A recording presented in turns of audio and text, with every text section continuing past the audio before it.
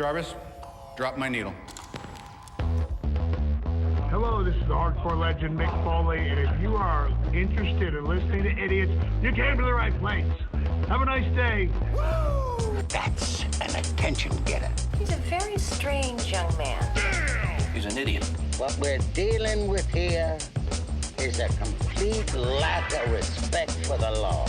Oh my God, he's an idiot. You know, of course, that you're out of your jurisdiction. Personally, I think you're an idiot. But that's the evidence in the car. But I was going into Toshi Station to pick up some power converters. Always like to keep my audience riveted. Greetings, ladies and gentlemen, friends and fiends, and welcome to Free Range Idiocy, the podcast about everything, but mostly just the stuff we like. The aptly named Wrestlemania XL is now officially in the books, and it was bigger in every sense of the word. 13 matches, over 140,000 fans in attendance over 2 nights, title changes galore, and did you know that this was the first WrestleMania in the Paul Levesque era? I think it was the first WrestleMania. No, I did not know it was the first WrestleMania. It was the first WrestleMania in the Paul Levesque era. Hold on, I need to consult my notes here. Wait, hold on. We are now officially in the Paul Levesque era. In case you didn't know, and Paul Levesque being Triple H, so it's also the beginning of the Triple H era. So yes, the first WrestleMania in the Paul Levesque era, just in case you're joining us now. For those keeping score. Yes, I seem to remember hearing that about 1 billion times over the last couple of days. Of course, it might be just the way that I watch the show. More on that later. Anyways, we're here to run... you're messing with my mojo. Sorry. Anyways, we're here to run down the results and find out how we fared in our picks in this episode 159, our WrestleMania recap and review. I am your Uncle Todd, and with me, as always, is the man who was once conscripted into the DX Army on reserve basis and has been waiting for a call-up ever since. He has been my partner in idiocy for over 2 decades, and he speaks in fluent crotch chop. I give you the man they called him. Are you ready? We heard that enough times, too. Oh, boy. Yeah. No, what I was going to say, does anyone have a prop, like in our picks, do we have any prop bets on Stephanie showing up? We really should have. That's the thing we got to do next time. If it's not enough that we do the picks, we got to have prop bets for the crazy things that could happen. You know? Yeah, let's make the preview show about 4 hours long. That'll be terrific. Fantastic. And speaking of keeping the show length under control, ladies and gentlemen, this week, no Week in Geek. We have just about 8 hours of professional wrestling to talk about. So folks, we have nary a moment to waste. Folks, just to give you a sense, I get up at 4:30 in the morning. 4:30 in the morning? Yes, I do, because I got to have my me time before I get on the train, head downtown, and start the work a day. That's when he's grilling flank steaks at 4:45 a.m. Well, that's at 4:50. But anyways.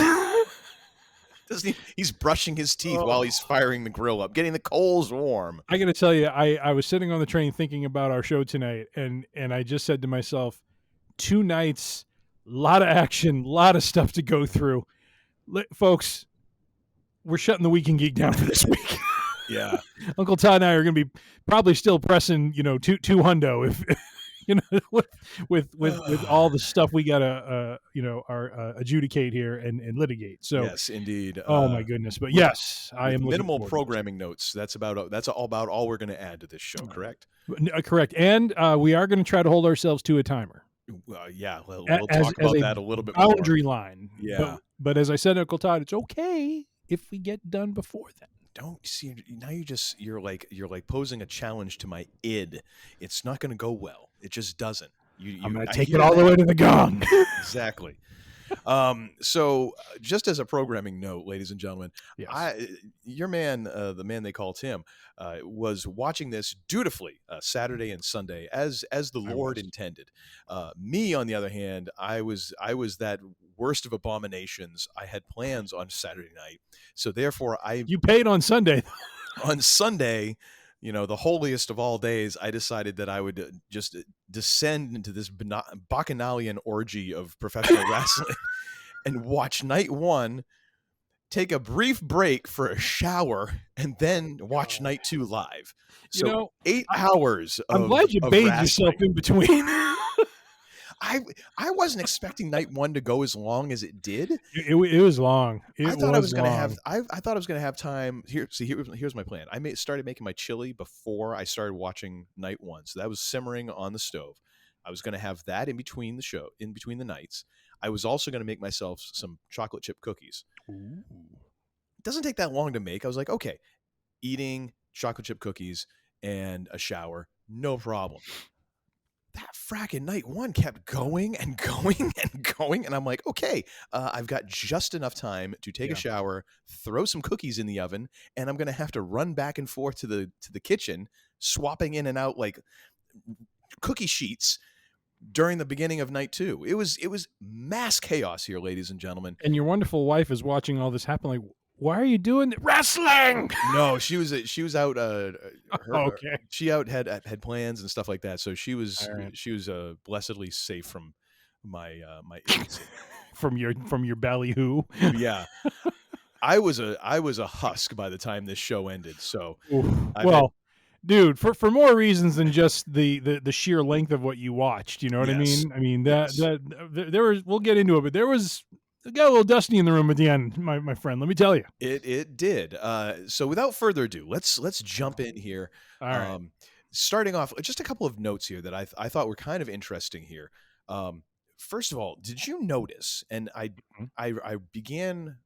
did a quick watch of the Paul Heyman Hall of Fame speech this afternoon, which, I mean, greatest promo in the history of the business, ladies and gentlemen, for my money. But did you notice that the Then Now Forever Together changed from Friday night to Saturday? And oh, no, I didn't. It's sorry. Yes, the Saturday one looked very different from what I remember. Yes. Yeah, and if I'm not mistaken, and I usually have a decent ear for this, I think that was Trips on the voiceover. I'd have to go back and listen to it. I did not pay that close attention either. I think it was, which, I mean, again, it's like we're really leaning into this whole, like, the Paul Levesque era. This was the crowning of the King of Kings this weekend. They are, and you know, I was kind of it was interesting to hear the strength of verbiage that was coming out too sometimes, because they have been a lot more soft in the language around, or just, you know, outright just kind of stayed away from anything that might even tie into Vince. I read 1 or 2 weeks ago when CM Punk and Drew McIntyre and Seth Rollins had their 3-way promo on Raw, that when Drew McIntyre, you know, yells out that he's the chosen one, and CM Punk says, "Chosen by who? Who chose you? Who chose you?" And apparently in the back, like, there was some nervousness, because it's like, that is a name that does not get spoken on live TV. Well, now let's also be honest. Just what is the baseline of nervousness whenever Punk goes out with a microphone anyways? I mean, I know it seems like this is a kinder, gentler CM Punk, but there still has to be a little tightening of the sphincters when he goes to that curtain at Gorilla, like, oh boy. What have I done? 5 minutes to Wapner, 5 minutes to Wapner. Yeah. Gosh. Of course, we're dealing with an outdoor Wrestlemania 2 nights in Philly. Apparently, it was a little frigid on Saturday night.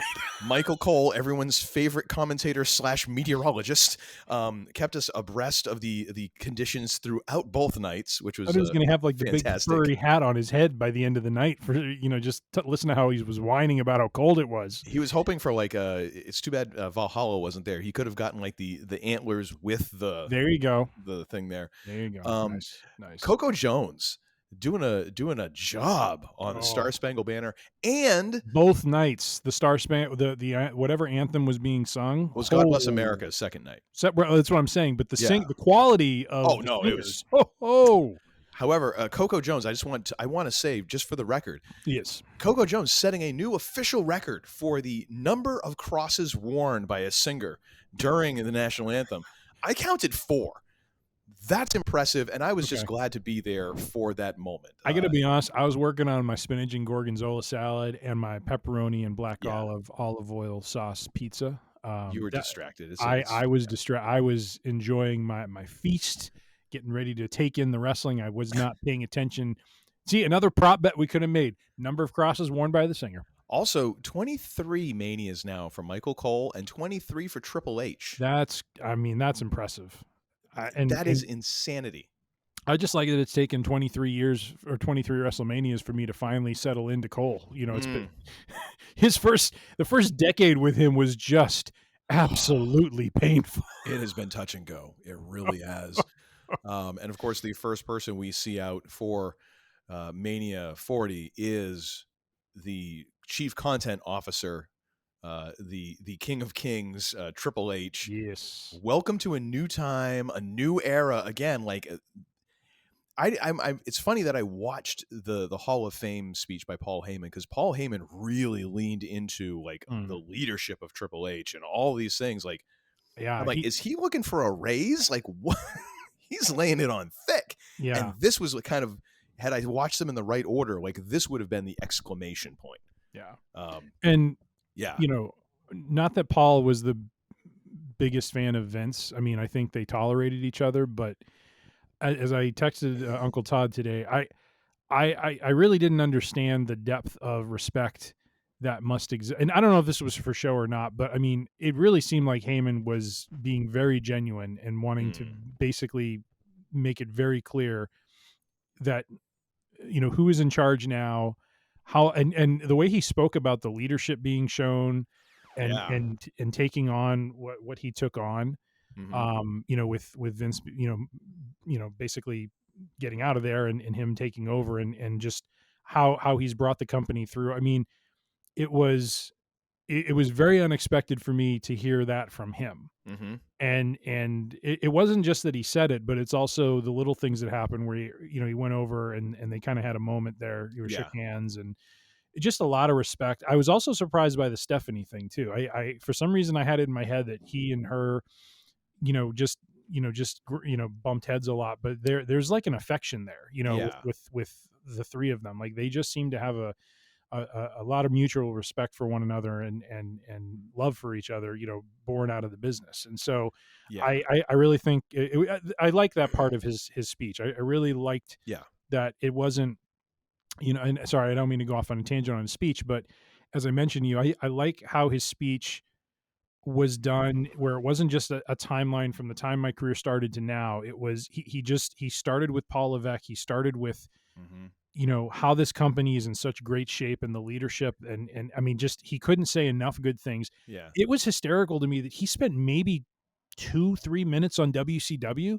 WCW was a significant part of getting him established. Like he was there for a long time and he spent maybe 3 minutes on it at most. Well, but he also is, I think part of it, he hated it too. I think part of it is that lawsuit that he filed. I think there's still an NDA that even though WCW doesn't exist anymore, he's still bound by that. Cause during his documentary, there was that thing where he's like, you can ask, I can't tell you.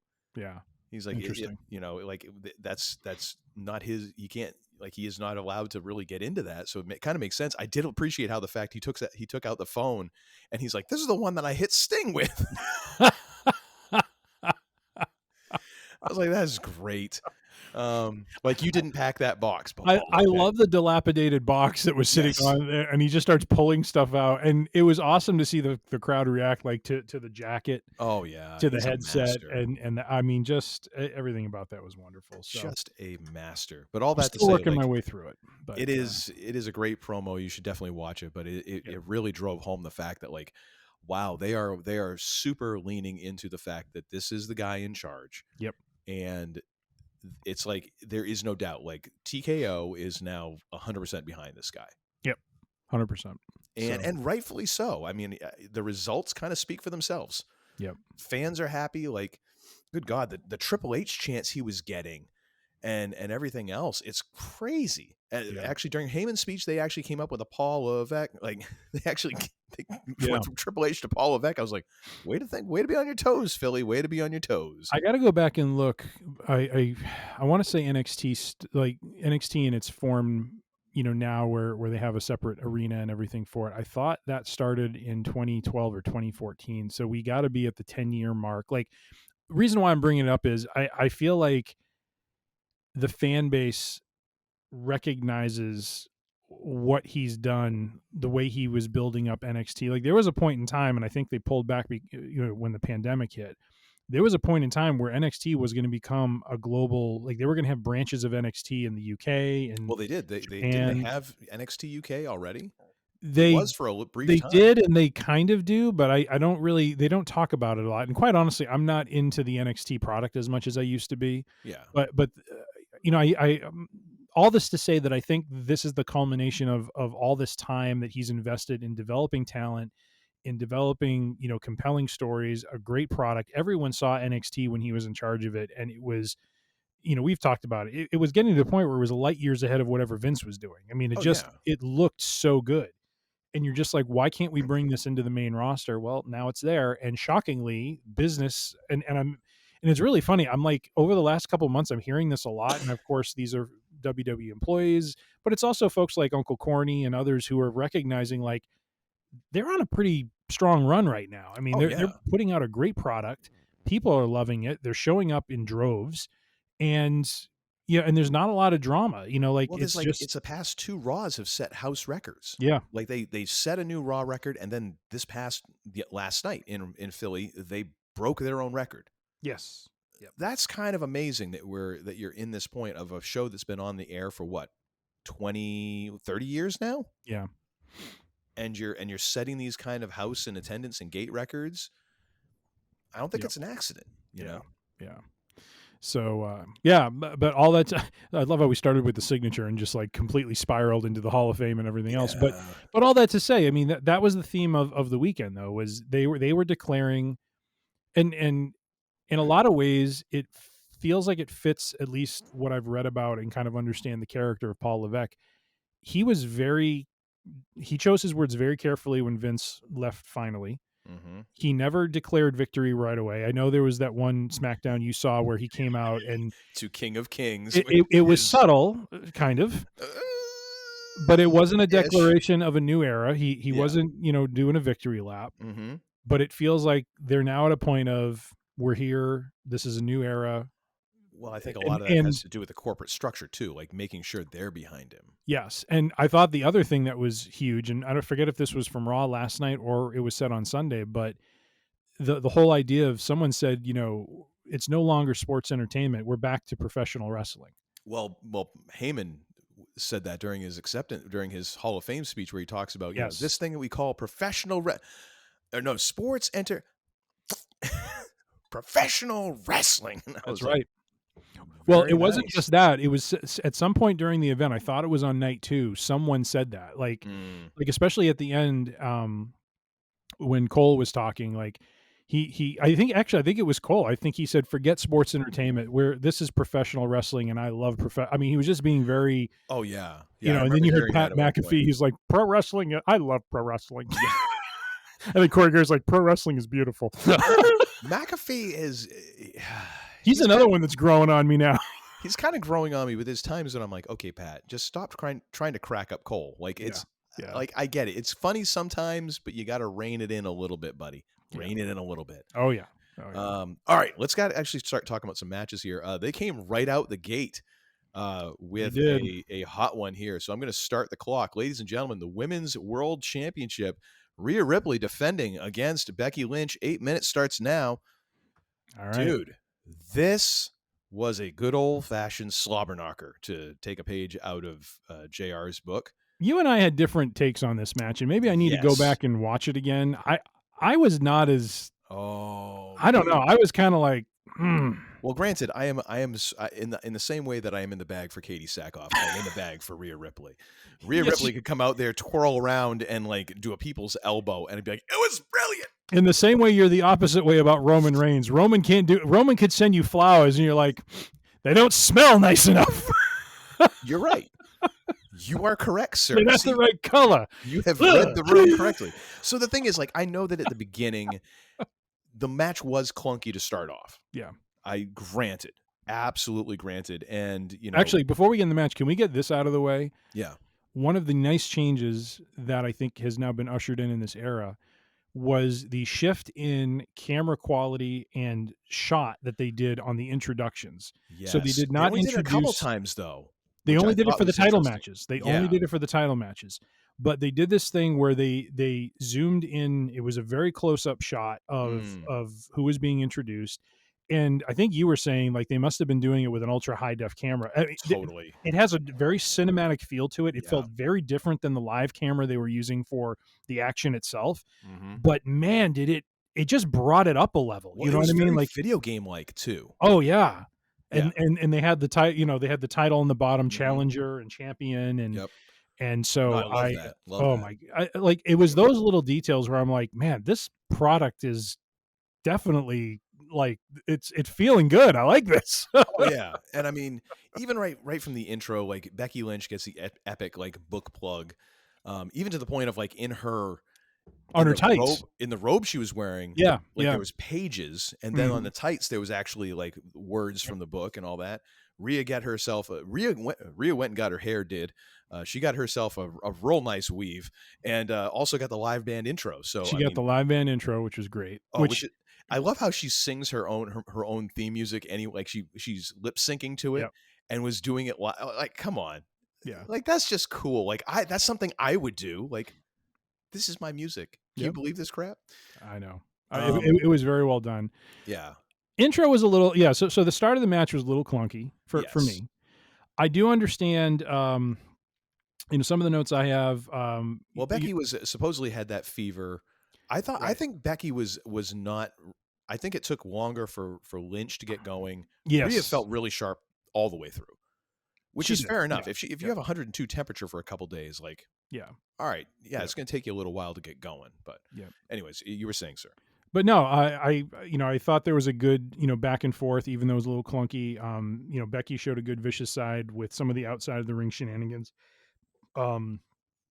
Rhea gave Becky a nasty knee into the pinfall, which I thought was really well done. Rhea showing great power, getting out of the armbar. I thought they did have some good near falls. Mm-hmm. Good stiff Dude, slaps. You remember that triple power bomb? Yes. By Ripley? Yeah. Holy crap. That was crazy. I mean, it's not like Becky Lynch is the largest human being on the planet, but that's like just deadlifting. Yep. I know she's helping a little bit, but there's only so much you can help. Yeah. That was nuts. What else do I have here? Yeah, good stiff slaps and shots after near falls. Oh, the prison trap submission, that was nasty looking. Yeah, actually, and well done. I felt like the point when Lynch actually caught her stride was that tornado DDT off when she did like the step up onto the rope. Yeah, that was kind of the point where I'm like, okay, she's into the match. And from that point on, but even when it was clunky, the crowd was so into this match. Right from the jump, I felt like the crowd just was going for everything they were doing. I gotta watch it again. I felt like Bailey and Io Sky had a much hotter crowd, and maybe it was because it was warmer out. I don't know. Well, I think if anything, I think it was about equal in my mind. That was how I looked at it. I think both of those were contenders for like match of the event, honestly, because granted, I mean, hey, maybe it wasn't the most technical or whatever, but when you have the crowd eating out of the palm of your hand like that, you're doing something right. If it comes down to that thing where it's like Steve Austin wasn't a technical master when he was stone cold. Yep. But his matches were fantastic because the crowd was with him everything he did, you know. So anyways. I just had, great ferocity by Lynch during her comeback. So she had a flurry. She did a great roll into her disarmer submission. Out of a superplex, wasn't it? I think so. Yeah. Yeah. That was really cool. Nasty electric chair on the outside by Rhea on Becky. Oh my God. It's like, how do you protect against that? You just go full bore, boom. Yeah. The Eradicator near fall was crazy. And then the two Riptides, one on the turnbuckle was nasty and impressive. So, yeah, I mean, I got to go back and watch it. I don't know why I seriously like, and I gave it 4 stars. Like I gave it its due. Like I did feel like there was a lot of goodness there. I don't know. It's just for some reason when I think back on that match, it just didn't hit me the right way. I don't know if part of it too was I was expecting Becky to win, and when she didn't win, it was kind of like, it just kind of felt a little off to me. But I don't know. That's where I'm at. So overall, I'm not saying it was an awful match. I'm giving it 4 stars. Just great, great action to kick off the event with the ladies, even though there's maybe a little bumps in there. How about you, sir? I went 4.5. 4.5 stars. Right. Which is kind of funny. I just looked and so we each. Could we actually pause for a second? Yes, we could. Because I need to jump real quick. So we'll be right back. A few moments later. Oh, yes. So, yeah, I'm giving it 4.5 stars. And I was just looking at our sheet here and noticing how I did pick Rhea to win. I had 4 stars down as my prediction. You had Becky Lynch, but had 4.5 stars. So this being our first match, correct me if I'm wrong, but we were going to do like a closest to the pin for the rankings to the pin for ratings. So whoever is closest to what their predicted rating would be would get a point there. So this is a push. But I get the point for getting Rhea, right? You get a +1 for it being Rita, right? Yeah. All right. So let me see. How am I doing this? But yeah, I enjoyed this match. I enjoyed it a lot. And again, maybe it was because it was the first match in 8 hours. I was nice and fresh. Yes. But I also enjoyed the Bayley Eos match. I did not have as many notes because I was tired. But yes. All right. And you said you had 4.5 stars. No, you had 4 stars, I thought. As my prediction, but I ended up giving it 4.5 stars. Oh, so wait a minute. So you gave it 4.5. Mm-hmm.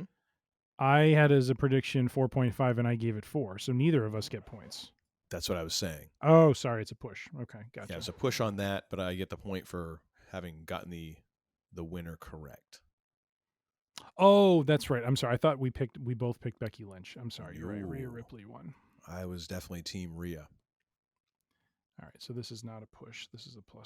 Got it. All right. I'm getting with it. It's all right. It's all right. Because this next one is going to be confusing as all get out. Because good God, was this a train wreck? Yes. Yes. So men's tag team championship. Oh, and by the way, the clock expired because we had to take a break. But we're going to start the clock on this one. This next one, the men's tag team championship, the unified belts on the line. May I just say, Free Range Idiocy ahead of the curve on this one. We when we did our initial picks and predictions, we floated the idea of what if they will de-unify the belts. Mm-hmm. And sure enough, about a week or two later, they announced the additional stipulation that it'll be 2 sets of belts. If one set is taken, then another team can grab the other set. And sure enough, we saw that happen. Ladies and gentlemen, you heard it here first. And now, quite honestly, we know that Triple H is a listener. So he is. Thanks, he Paul. Is. Appreciate it. And I did, Uncle Todd did not want spoilers on Saturday night. Didn't need me saying, "Oh my God, so and so showed up."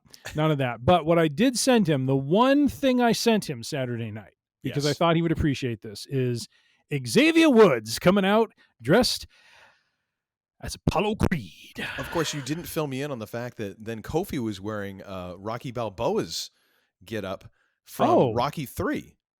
I didn't even notice. Well, so much for that credibility.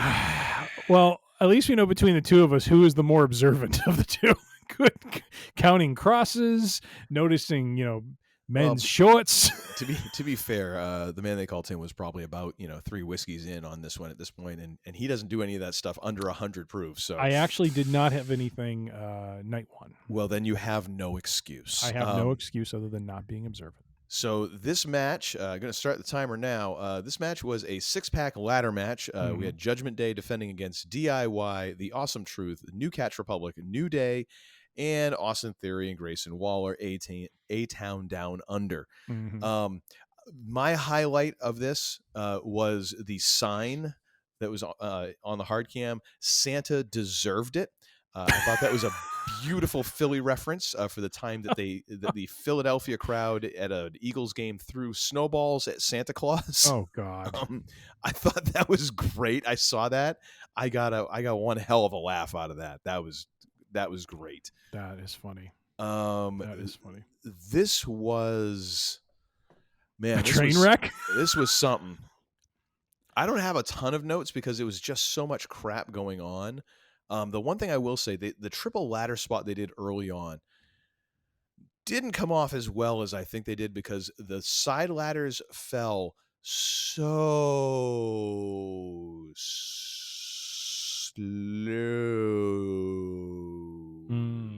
I had to check to make sure I wasn't buffering. Okay. I was like, there's, I mean, Grant, I don't want anyone to get hurt. Okay. Sure. But it was like, it was the most gentle falling of ladders you can possibly imagine. It was like the anti-brutality moment. Yeah. I thought it was great. Of course, R-Truth, God bless him, just a source of joy, going for the tag. Waiting to be tagged in a match that had been in progress for like 8 minutes. And everyone is everywhere. And Truth gets up on the apron with the tag rope and is going for the tag. And God bless the Miz for playing along and helping him, forward. So and we get the hot tag moment, which I was like, this is, and even Michael Cole's like, this is absurd. Yeah. Which was great. I thought the fact that we then got, the Cena's 5 moves of doom and a pin attempt. Mm-hmm. Just to complete the circle of just insanity. That was wonderful. But yeah, what were your thoughts on this? I mean, did anything stand out to you besides just the insane? Well, I had a couple notes on intros. I thought it was interesting that Ciampa and Gargano came out dressed as HBK and Triple H from D-Generation X. That was pretty funny. And the fact that Truth was asking was playing along like he thought it was HBK. Yes. And we got his sweet chin music. That was hysterical. The Judgment Day, I thought Damian Priest's mask looked pretty cool. I wasn't entirely sure what Balor was doing there. It's like give me a bag. I want to put it on my head. It was like a discount purge mask of some kind. Like, it didn't even look like a mask. It just looked like he had a black bag on his head. I don't know what Finn's doing these days. I really think that the fact that Finn is just like been stuck as like the second or third banana, depending on the fourth banana in some cases in Judgment Day after being like a unified world champion. I think it might be slowly driving him crazy. But on the other hand, I'm looking forward to him eventually teaming up with R-Truth for the bat spit we've lost our minds tag team. We crazy. I'm ready for that. I'm ready for them to do a real invasion of AEW. And just showing up like they legit think they're under contract. That'd be, please, more. What else? The visual of all 3 ladders in the ring was pretty cool, especially when they were, they had various people on there fighting. Tyler Bate, his strength is impressive. He had a couple of really impressive maneuvers. Who was it he had up on his shoulders plus the ladder doing the airplane spin? Yes. I don't remember, but yes, that that was It might have been Balor. I think that's what caused. Yes, it was Balor. Now that you said it, yes.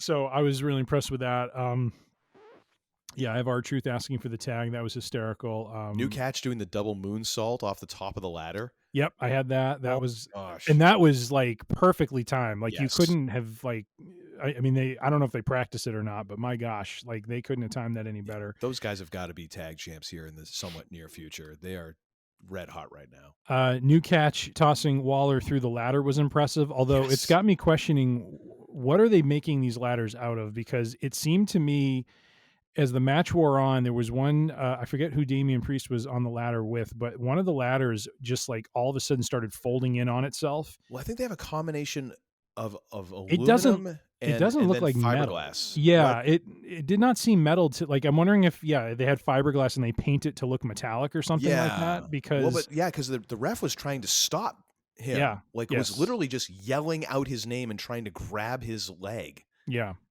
And he just went anyways. And I mean, kudos for them, but I was nervous. Yeah, I really don't want to see anyone die. They had a couple moments where there was some brawling happening, and that ladder looked like it was about to fall apart. Yeah. Gargano's over the rope DDT on the table was ridiculous. Yes. Oh Woods dropped an elbow on Ciampa. That was nasty. Ciampa dropping Bate off the ladder. That maneuver. What do they call that? The air raid crash? Or something? Think so. Yeah, that was sick. JD McDonough, his spot was crazy, where he got dumped off the ladder through the tables. Mm-hmm. Priest's Razor's Edge on the steel chair was sick. But then wasn't it onto a ladder? Oh, I had it on a steel chair. I thought it was on a steel chair. He might have done he might have both, done one honestly. on a ladder earlier in the match too. Yeah. But it became clear about midway through the match when R-Truth was trying to go up and he got, thwarted, that I kind of saw what was happening here. It's like, okay, they're giving him his moment. This is his time, because I don't think he's had a WrestleMania moment. No. I don't even think he'd had a WrestleMania win. Yeah. So I thought it was. So I guess first, A-Town Down Under, Grayson Waller and Austin Theory grabbed the SmackDown tag championships. Not happy about that, but I mean, still, I am. At least they're doing. At least they're doing something with him. Yes. Besides being chuckleheads, so now at least it'll have some involvement. So okay, Yes. fine. So and then of course we had at the end R-Truth getting the belts. Yes. And celebrating with Miz, and I thought that was really well done. It's a real nice feel good moment. Yeah. Yes. So I don't know what you had rated this match, sir, but I rated this at 4.25 stars. That's generous. I gave it 3 3/4. 3 3/4. All right. Yeah. So 3.75. I haven't looked at where this was. So let's see. So who'd you have for the? So the winner was Awesome. Where is this? I'm trying to. Okay, here we. No, that's not it. That's the. Oh, there it is at the top. A-Town Down Under. Oh wow! I actually did pick Awesome Truth. Sweet. So we each picked one half of the winning combo. I had A-Town Down Under. You had Awesome Truth. So I think I'm just happy I got 50% of that. I was like, "There's no way I get this." I think we both get a point for that, and then I think I get a point. I Am Closer, I believe. Yeah. I picked 4.0. I had way lower expectations for this. Yeah, I didn't, because I knew they were going to go like car wreck with it, and it always is just impressive what they do. And you're right. One of these days, I will learn to listen to you. So I'm going to give. So I'll get +2 for that one, both the rating and a. Now, so we could have got a +2 just on the winners if we got both of them, but I'm going to go +1 because we each got half the winner. How's that? All right, there we go. All right, what is our next match here? Moving along, another tag match. So. Yes. Which changed. Even with our late review, it's still changed. We have Santos Escobar and Dominic Mysterio with Legado del Fantasma. Yes. Taking on Rey Mysterio and Andrade with the LWO. And I got to say, I was actually pleasantly surprised by this match. This match was not one that I thought was going to be very, very impressive. I don't think I've ever seen Andrade wrestle. He's really good. Yeah. I love the deal where he does the thing where he like really kind of almost like a diver kind of stiffens up and gets the arms out. It adds this interesting visual that really I feel like it accentuates the acrobaticness yes of the moves that he's doing. Yep. Because he's kind of a bigger guy. Like to me, he's like he's got an interesting body type, or body he's shape. on the upper level, like almost like where I'm like, you're not a luchador anymore. It's almost like isn't there a cutoff like for jockeys? Like you can only be so tall and you weigh so much. Yeah. And then it's just, no, you're something else. But yeah, it's a very interesting dynamic because he can still do those things. Yeah. But yeah. Anyways, it works. Like I was very impressed by him. Did you start the timer for this, by the way? Did I? I did not. Now there it is. Dude, I know that we're getting the redemption of Dirty Dom. I know it's coming, and it should. It's you can't keep the guy a heel forever. Yeah. Even Ric Flair eventually became a good guy. He did. But man, I just so enjoy like the cartoon levels of heat that he has with the crowd. It's so enjoyable. It is. And like there's got to be some part of him on the inside that's smiling like I'm doing good, Yeah. Oh my gosh, it's so great. That was funny. Yeah. So a good start to the match, fast paced. Andrade does this incredible like spinning elbow maneuver that just sounds nasty. I don't know what he's slapping when he does, because of course the key to the super kick is making sure you slap that thigh hard. Yeah. And but man, when I think it was Dom, he nailed with that too. Wasn't it like he basically faked a move and then goes into the elbow? Is that the one I'm thinking about? And it sounds nasty and it looked nasty too. So good. Yeah. What else? There was Hopefully a it's not double. one of those things where it looks nasty because he literally just hit him as hard as he could. Yeah. I hope it's not. Well, Dom was upright, so couldn't have been that bad. Yeah, true. There was a double splash sequence. I'm forgetting upon whom, but I just wrote a note that it was crazy. Nice offense from Escobar, and nice double team from Escobar and Dominic during the match. Yes. I don't know if you caught this. There was a point where Escobar's in the ring with Mysterio, and he like did this like whistle or something like that, and then nailed him with a kick. It was like that's awesome. He's got his own accompaniment. I'm like, this is great. Like the fact that it got picked up that well, I'm like, yep. All right, that's pretty good. And I'm digging Escobar. I really he's really grown through this feud. It's been very cool. It's been very cool. Yeah. At first I really, because I was watching, I don't get to watch both of the shows every week. Yeah. A lot of the time I'm really catching up through YouTube clips because I haven't had time. But this was the whole like LWO Legado del Fantasma. I got that wrong. Whatever it is, Legado del Fantasma. Yes, Santos and his fellas there. I really felt like after a while, I'm like, okay, I really feel like you're just beating me over the head with this. Yeah. It kind of feels like it's paying off now. Like Yeah. they've figured out like, okay, we had to tread water and try and keep this thing warm until Ray got back. Mm-hmm. And now with Andrade there, it's like, oh, okay, now we got something. Yep. So now I'm looking forward to it because this was a really good match, even though I really felt like this was a very tough spot for these guys. Mm-hmm. I mean, you just had like the Ripley Lynch match that the crowd, I'm going to keep saying it, I felt like they were really into it. Mm-hmm. And then you had just like the absolute insanity of the ladder match. And now it's like, all right, boys, go get them. The hell are we going to do that's going to keep up with that? But they delivered. They really did manage to deliver. I thought Andrade's. Oh, sorry, what were you going to say? No. Go ahead. I was going to say Andrade's offense throughout the match. I thought was really crisp and impressive. I mean, he just seems like he's operating at another level. Since he left AEW and is looking good. I had a note. I forget who did this, but I think seems like a common theme for people coming out of AEW. Well, I really would like to use Uncle Corny's line that I was listening to this morning. That was hysterical. There's not enough preparation H in this country. Never mind. I'm not going to finish that thought. Oh my gosh. Yeah, and that was the very beginning. I'm like, I can only imagine where it goes. You know what? God bless AEW for messing up this badly, just to be feeding him. Uncle Corny is just on a whole other level too. Like I imagine at this point, like he's basically fitted for a diaper. Like he never leaves his podcast recording chair because there's always more grist for the mill. Like he's just pumping out content by the hour right now. Yeah.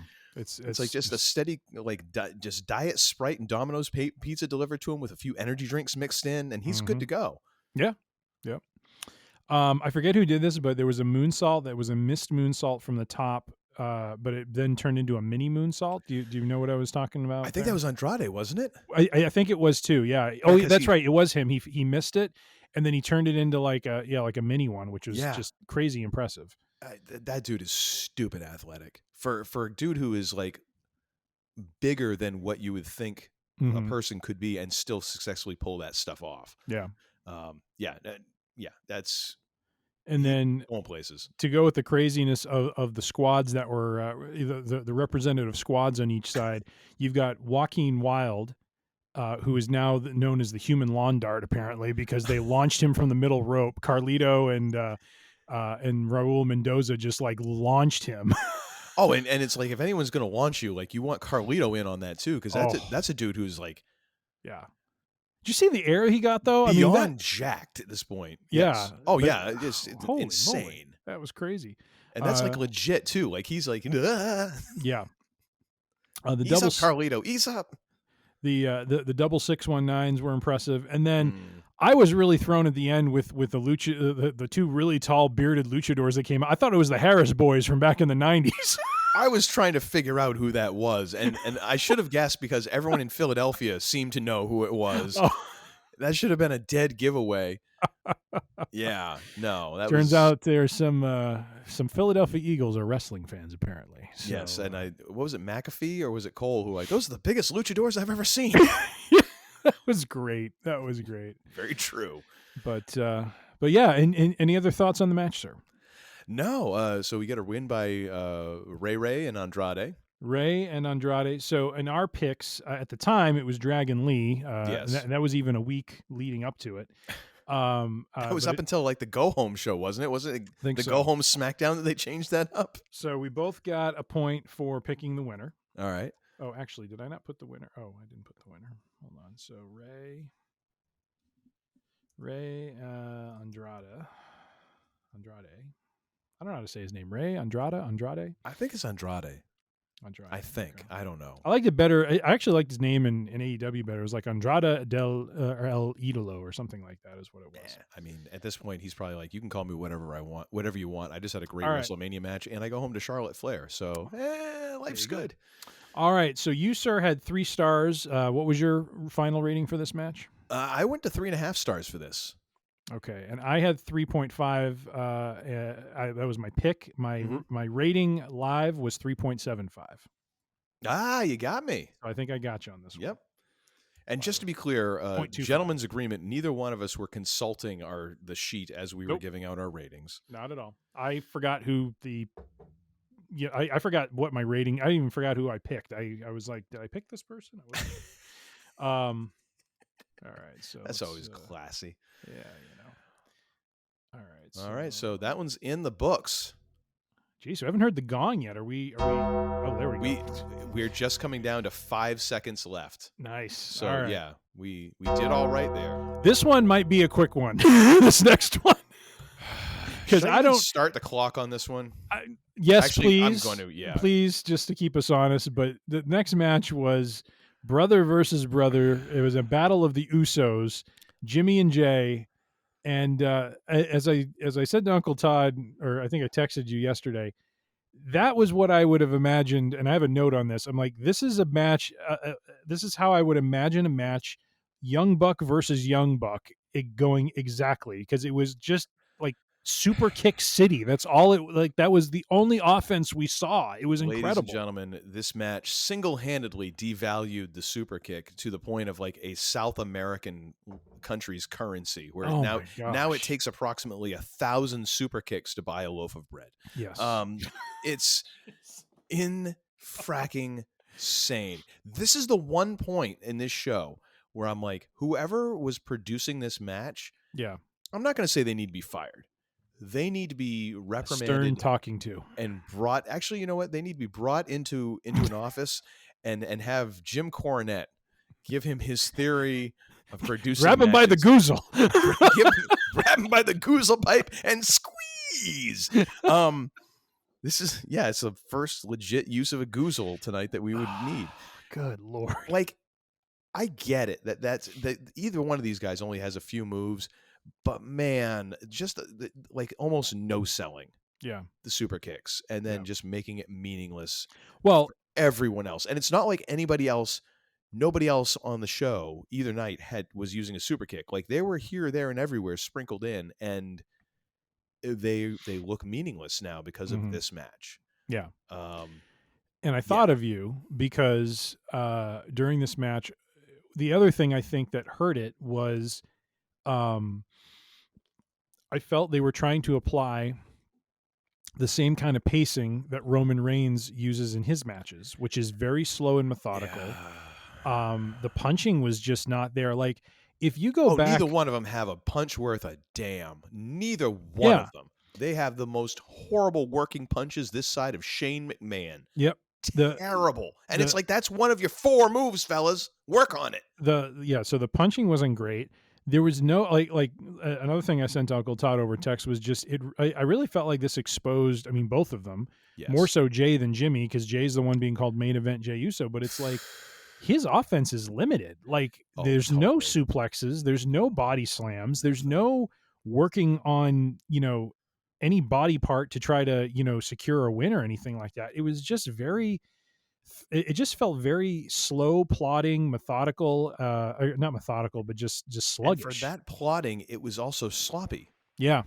It's like, wow, you managed to achieve both of those. Because, I mean, you've heard the expression, like, what is it? Slow is smooth, smooth is fast. Yeah. That sort of thing. Yeah. Like, you managed to completely turn that upside down and make it. No, sorry. Slow is janky, and janky is terrible. And anyways.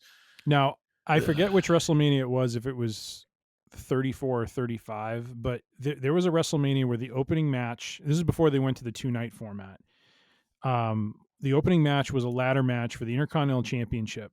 And at the time, KO was the title holder. Mm-hmm.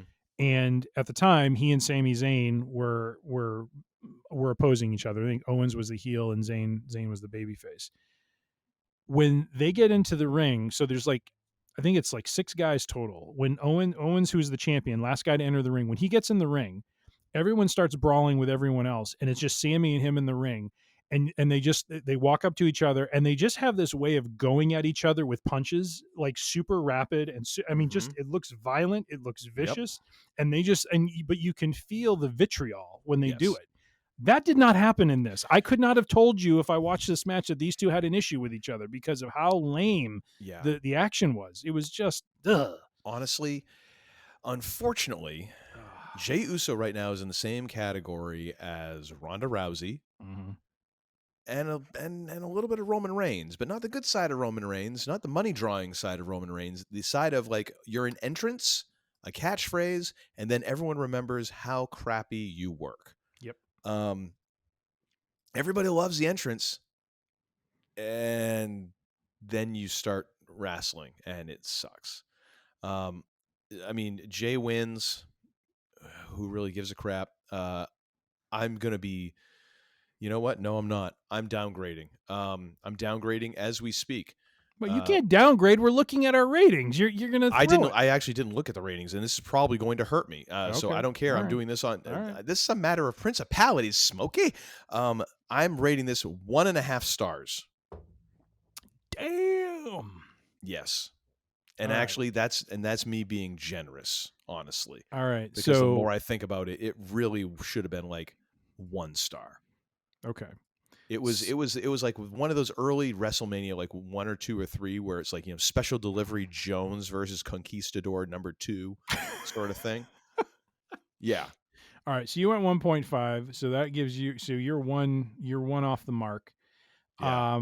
I was overly optimistic about this match. I went 3.5 What did you stars. have it at? So you went what? So my pick was 3.5. And where did you wind up, sir? 2. So down 1.5. So I think you get this one. So we each get a point for picking the victor correctly, but you get the added bonus of the getting closest to your original star. I really rating. Thought that was going to take me out of it, but I was willing. I thought to die so too. On that hill. I just no. I couldn't go above 2. I mean, and probably 2 is being generous. I couldn't go above 2. Average match is 2.5. Average match. See, I had it at 2 as well. And I was like, no, I can't do this. I've got to take it down. It was just not good. Yeah. All right, you got to reset the timer. We're moving on to the next tag match. Yeah. Hang on a second. Let me get to the thing here. All right. He's going to gong us. I'll gong you here. Hang on a second. Man, there's an awful. I'm gonna have to start timing that better. There's a long lead in for that.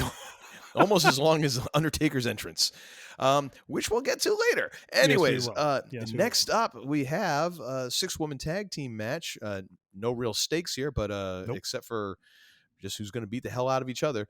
Bianca Belair, Jade Cargill, and Naomi versus Damage Control, which is the Kabuki Warriors and Dakota Kai? Is that her name?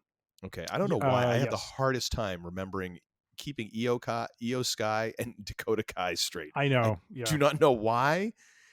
It's my own mental infirmity, ladies and gentlemen. I got to say that my biggest note out of this one, when they went to the commentary desk, I was super envious of Michael Cole's purple suit with the white lapels. I hope it was velour. I mean, if it wasn't, what a missed opportunity. All he needed was some ruffles. and it would have been like 70s fantastic, baby. Oh my gosh, it was it was a thing of beauty. Yeah. And I will say, some of the kind of let's juice up the entrances worked well. Some of them didn't. I really felt like the entrance for Belair, Cargill, and Naomi was awkward. Just having that weird thing like coming down. That was the old Glorious stage. That's what Bobby Roode used to do. Come in on Glorious with. And if they'd had that theme, it would have been okay. Yep.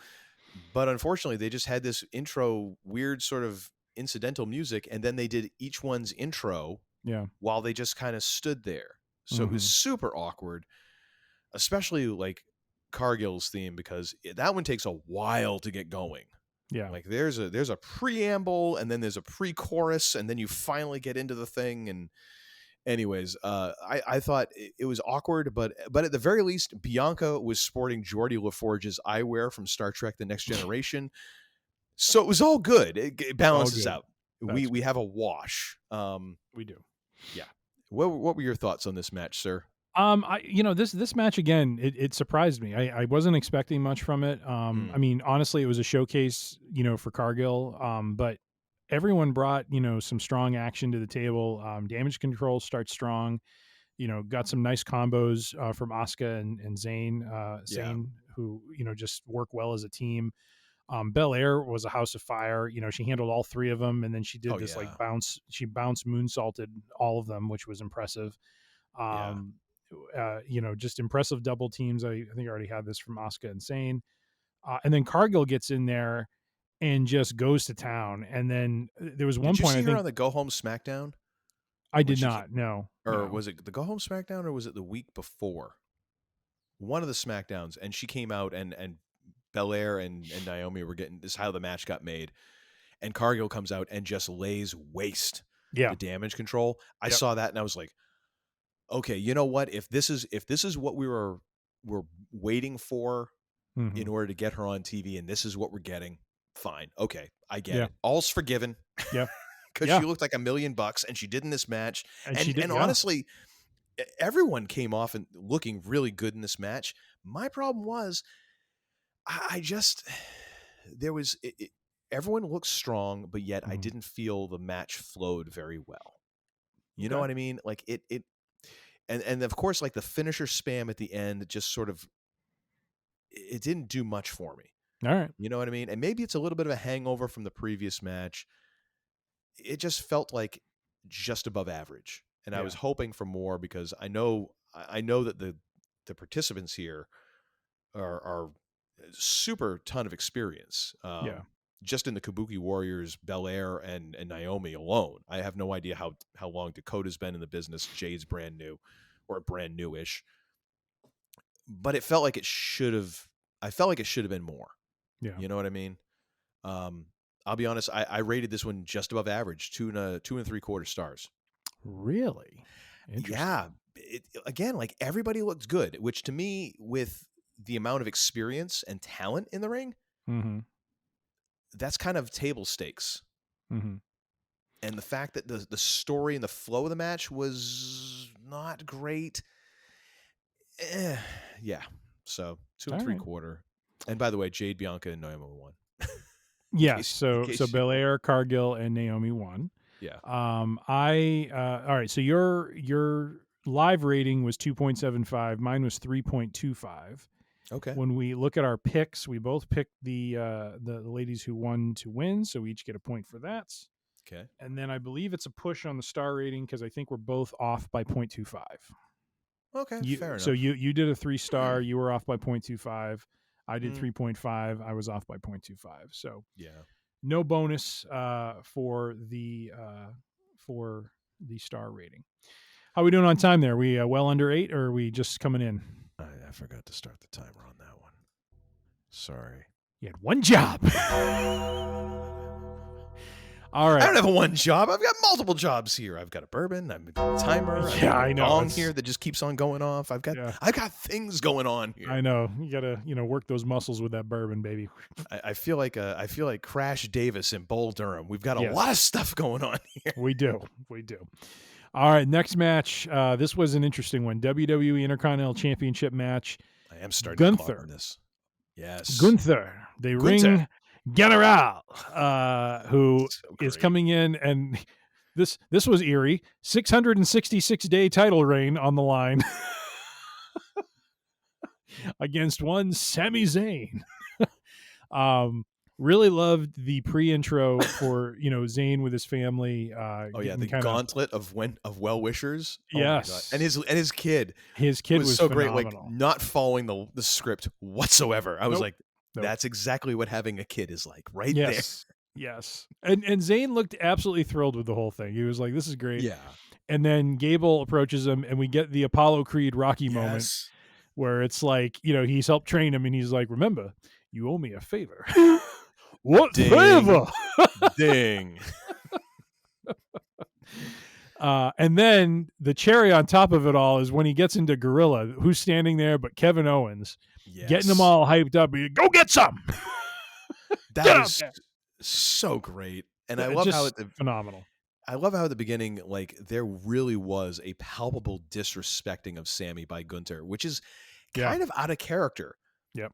From Gunther. Like, Gunther was just always very efficient. Like, there wasn't a lot of, it seemed like he always kind of gave a lot of credit to his opponents. So this was a little bit of a different shade of Gunther than what we'd seen before. Mm-hmm. And of course, Sammy's eating the majority of abuse early on, although his hope spots were excellent. Yeah. And that is one of the things that, like, Sami Zayn is so good at that whole, like, he's probably unconscious and just going, it's just the neurons in his brain firing reflexively is the reason why because he manages to kick out and yet still look like, is he dead?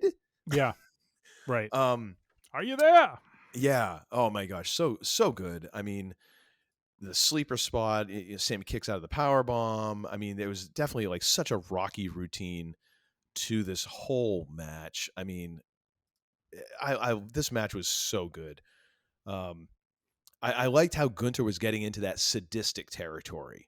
Mm-hmm. Like, there was that point in the match where he wasn't even going for a pin. He was just beating on Sammy just to beat on him. Started like gesturing to Sammy's wife in the front row.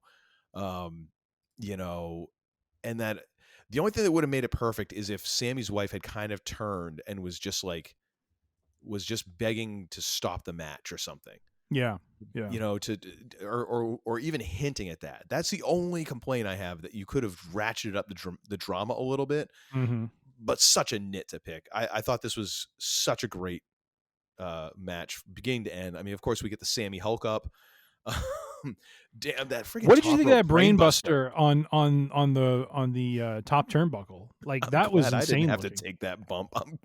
Jeez. But what a sell job by Gunther after. I mean, he's rocked after that, and he looks rocked, and then he gets two hell of a good kicks, and boom, boom, there we go. And we get Michael Cole with the Al Michaels "Do You Believe in Miracles" call, which that Cole was just someday, and I mean, come on. I love the fact Sammy wins. Samantha Irvin cracks. Her voice cracks while she's announcing it. Yep. Ladies and gentlemen, I will just say this. Howard Finkel, gold standard. Mm-hmm. He is the one spot I cannot ever see him being dethroned.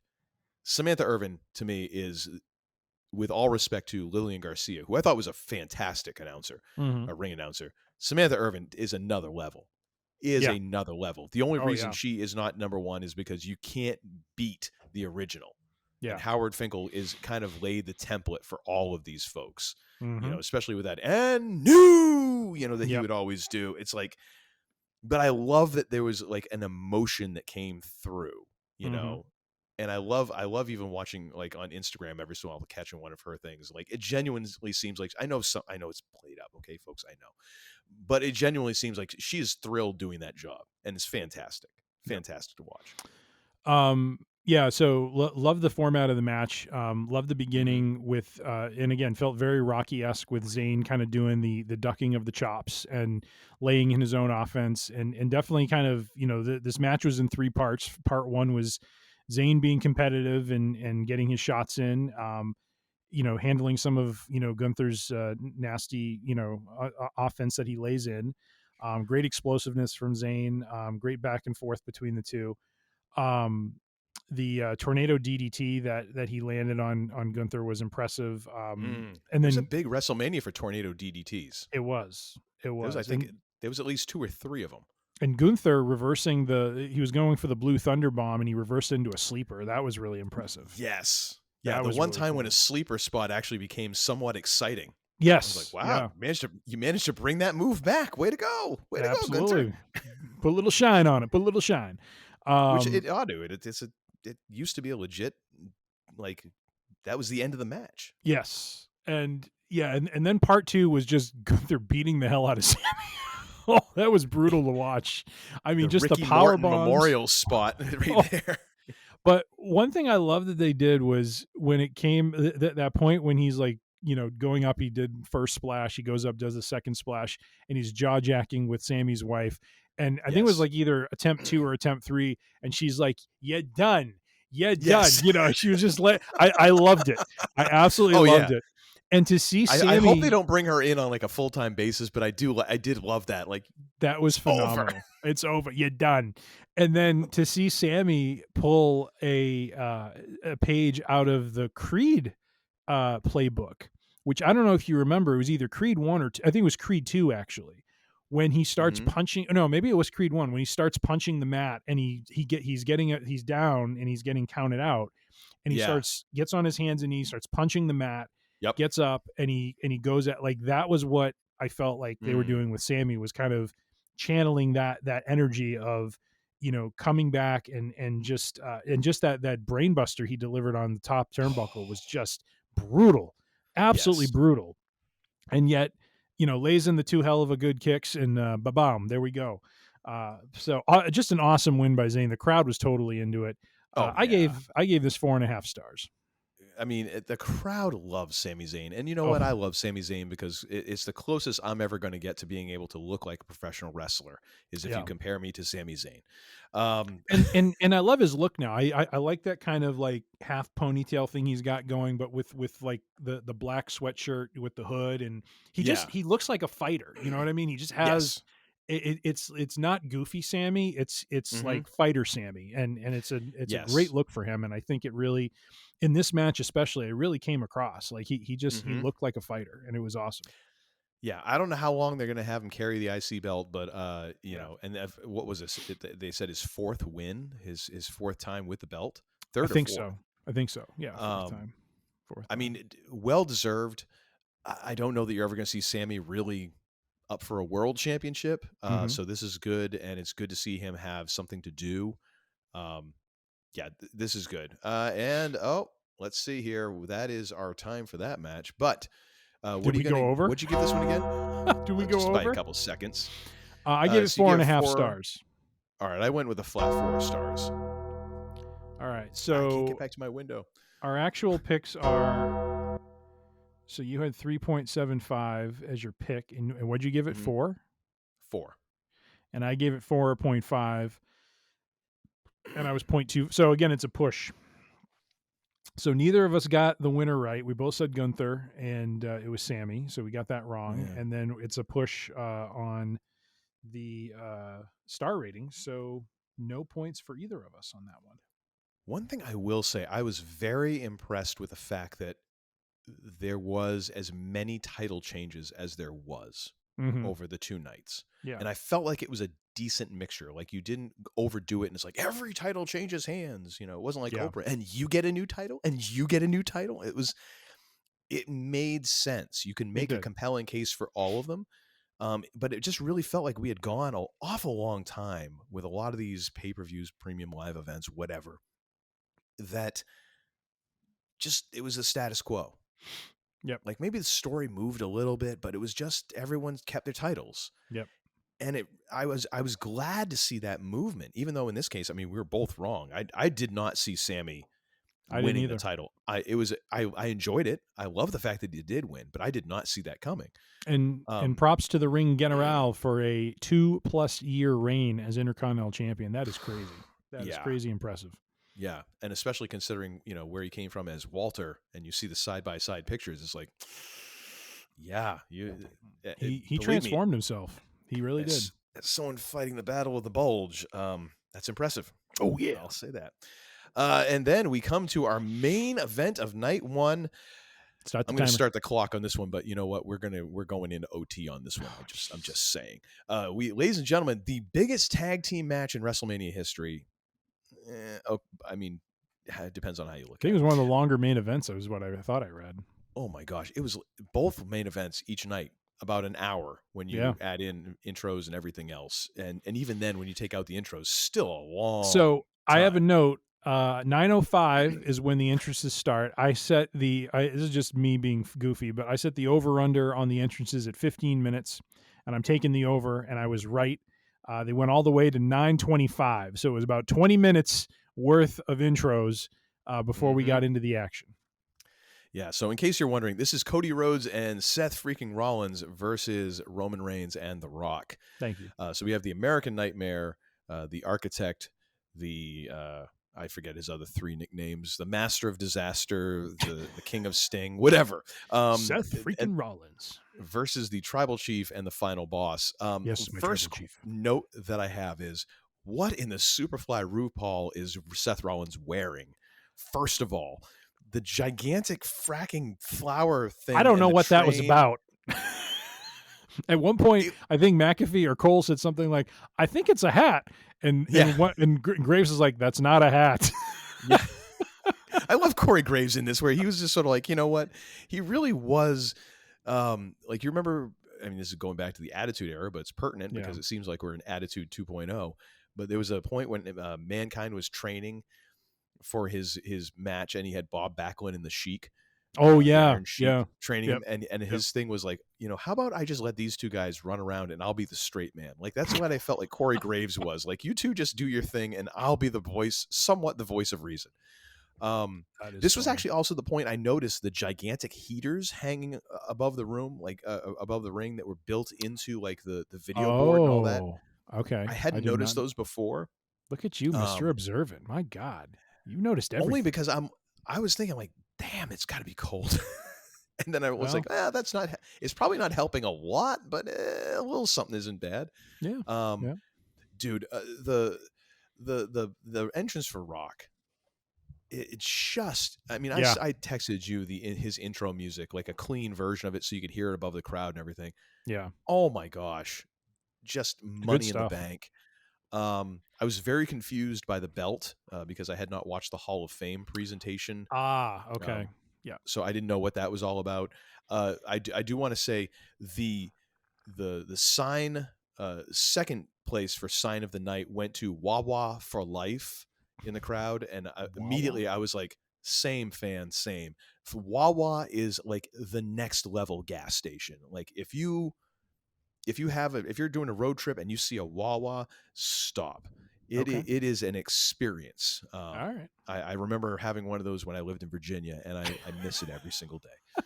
The one problem I have here, and this goes for this night's main event as well as the next night's main event, would it have killed Samantha to throw a, if you will, into Cody's intro, and the challenger, if you will, I mean, that was such a Dusty staple. She does the special intros for certain people, like especially if Cody didn't know it was coming. Oh yeah, that would be funny. That would have been, because he wouldn't have been able to hold back. He would have just lost it. Oh yeah. I don't think Cody would be an easy break if you were like SNL. Like, it would just happen all the time. He seems like he's an emotional guy, so yes. Yeah, and it also seems like he's a guy who's just happy because I think he really understands, like, I'm just playing with house money. Mm-hmm. Like, how many years ago was I fracking Stardust? Yeah. And or how many years ago was Arn Anderson, dressing me down for not being vicious enough or whatever that was? well, let's not talk about AEW. Let's keep everyone positive. Dude, the fracking stare downs in this and the night 2 main event. I get you want to milk the moment, you want to let the moment have its space, but holy crap. Yeah. I was like, are we starting the match? Are we I mean, it was very much a Poe Dameron, like, okay, do you talk first or do I talk first? How's this work? Sort of thing. Like, what's going on? But yeah, it was oh my gosh, this match was something. Yeah. Do you want to? I've been talking here. Why don't you get into the actual match or your thoughts leading into through the 20 minutes of intros? Yeah, no, I appreciated the fact we got a slim down entrance for Reigns. It was not nearly as long. That might have had something to do with the fact he didn't have his whole bloodline faction with him. True. I agree. That was weird. I was expecting him to come out in force, and it was like nothing. The Rock entrance was I agree, very very well done. I love how they pulled the whole like final boss video game sort of thing into it, and it was just really really well done. I would have rather had someone else's voice though doing the final boss engaged voiceover, like anybody else's. Anybody else's would have been fine. Yeah, but having Rock do it kind of took me out of it for a second. I love McAfee, provoking Cole into throwing up a 1. He wouldn't let it go. He's just like, throw up a 1. Honor your tribal chief. I don't want to. He's like, honor your tribal chief. I don't want to. It's just like, it was absolutely hysterical. He's just like, you're disrespecting. It's okay. That is one of those moments when I do truly appreciate McAfee, because it reminds me of like when we were living together and I just started getting back into wrestling. And what if we had been the commentary team, like I would have been totally McAfee. Yes. And you would have been either Cole or a long-suffering JR when he had to sit next to Paul Heyman. Like just trying to get you to crack and go nuts. Like, my God, that would have been my mission. So on that level, I totally appreciate Pat McAfee. Yeah. And in the beginning of the match, I mean, I like the stare down. I thought it was, a good way to kind of milk the tension a bit. And then we got Seth and Roman starting off, which was an interesting touch, having the former Shield members go at it, and it was good back and forth. Foreshadowing. Yes. It was a nice touch to tag Cody in, and then Reigns was kind of, at that point, he tags Rock in and gets out of the ring, which I thought was interesting. So did you think that, it seemed to me that like there was a little flub there in that first tag where they missed the tag. Okay. And they kind of had to like almost go back and redo, and there was like this weird stop spot for Roman where they were about to hit him with a double team move and he managed to pull back, which I was like, that's kind of cool. It wasn't quite a Samoa Joe like walk away moment, but it was a very much like a no sort of thing, which was good because I was like, that's different. I was like, hey, wait, Roman did something different. Quick, write this down. Oh wait, there's no one here but me. I did enjoy a lot of Rollins' reversals when he was messing with The Rock. When they were first in together, dude, like Rock again was impressive, selling, moving really well. He looked good. I mean, he's a 50-plus-year-old man, and his physique is looking pretty good. better than me. And ladies and gentlemen, we've officially hit time on that match. Really? We're already 9 minutes. Oh, good Lord. But we're going into OT on this one. Let's face it. We'll skimp on some others. I know. This whole thing was the storytelling throughout the match, the escalation throughout the match, I thought was really, really good. Yeah. I thought it was hilarious. Rock dropped his F-bomb and they were like, it felt like a minute and a half late on the way bleep. off on the delay. Oh my gosh. Yeah. Yeah. Like, there's someone else who's going to get pulled in the office with Corny and get a dressing down. Oh yeah. Whoever had their finger on that button. Oh my goodness. I love the brawling into the crowd. I love how they kind of were foreshadowing, like, some of the injuries to Rollins leading into McIntyre. I love the ref apologizing to Cody at one point because he couldn't do anything. I loved how they played that out. And the fact that they pointed out, like, he is the senior official in WWE. Like, that all felt to me like very natural in the storytelling of the match. Yeah. Yeah. Yeah, that was really good. And of course, we got Rock's world's worst sharpshooter applied, and that had to be sold as if it was actually something. Mm-hmm. I thought there was good brawling out in the crowd. Rock and yes, I think it was Rock and Seth and Cody and Reigns. Cody and Reigns went up the ramp. Rock and Seth went into the crowd. It didn't feel like we got a lot of Cody and Reigns. Like, it felt like they kind of got a break, and it felt like it was really focused on Rock and Rollins. Yeah, to me. Yeah, it seemed like there was a focus on Rock during this match, more so than Reigns, which makes sense because night 2 was his kind of night to shine, and this was kind of the spotlight for the Rock. This was the match he was participating in. I really like the top rope Cody cutter. That was nice. Oh, that was good. And then the splash by Rollins. Reigns kicks out. Yep. Which again, it's not that finisher spam is bad. It's just it has to be done well, and I felt like they didn't go too over the top with this match. It still managed to keep Reigns as kind of a badass, but it wasn't like every 3 seconds. You know what I mean? Yep. I thought they had some good sequences. Cody, slapping the Rock, and then that leading to a stomp on the Rock. Yeah, that was really well done. Rock messing with the ref was interesting. And Reigns and Rock, turning Rollins into Ricky Morton was good. Just continuing to pummel him, pillar to post. I thought the great thing was Mama Rhodes with a very audible BS to Rock. Oh yes, absolutely. I was like, Mama Rhodes ain't playing. Yeah, I don't. Rock, keep on that other side of that barrier because Mama Rhodes take you out. All right, so take off her shoe and just beat the hell out of you with it. I no kidding. Yeah, she'll take you out, my friend. What was it that Cody said? Like she got arrested, like for punching a state trooper or something. I or think they cussed so. out a state trooper, something like that. Yeah. He was like, she isn't scared of you. Did you catch it in the commentary? Did you catch where McAfee there it was an energized moment, and he was talking about like he said something about the juice that is WrestleMania, and you have Graves who's all of a sudden like, I think you mean electricity. Yeah.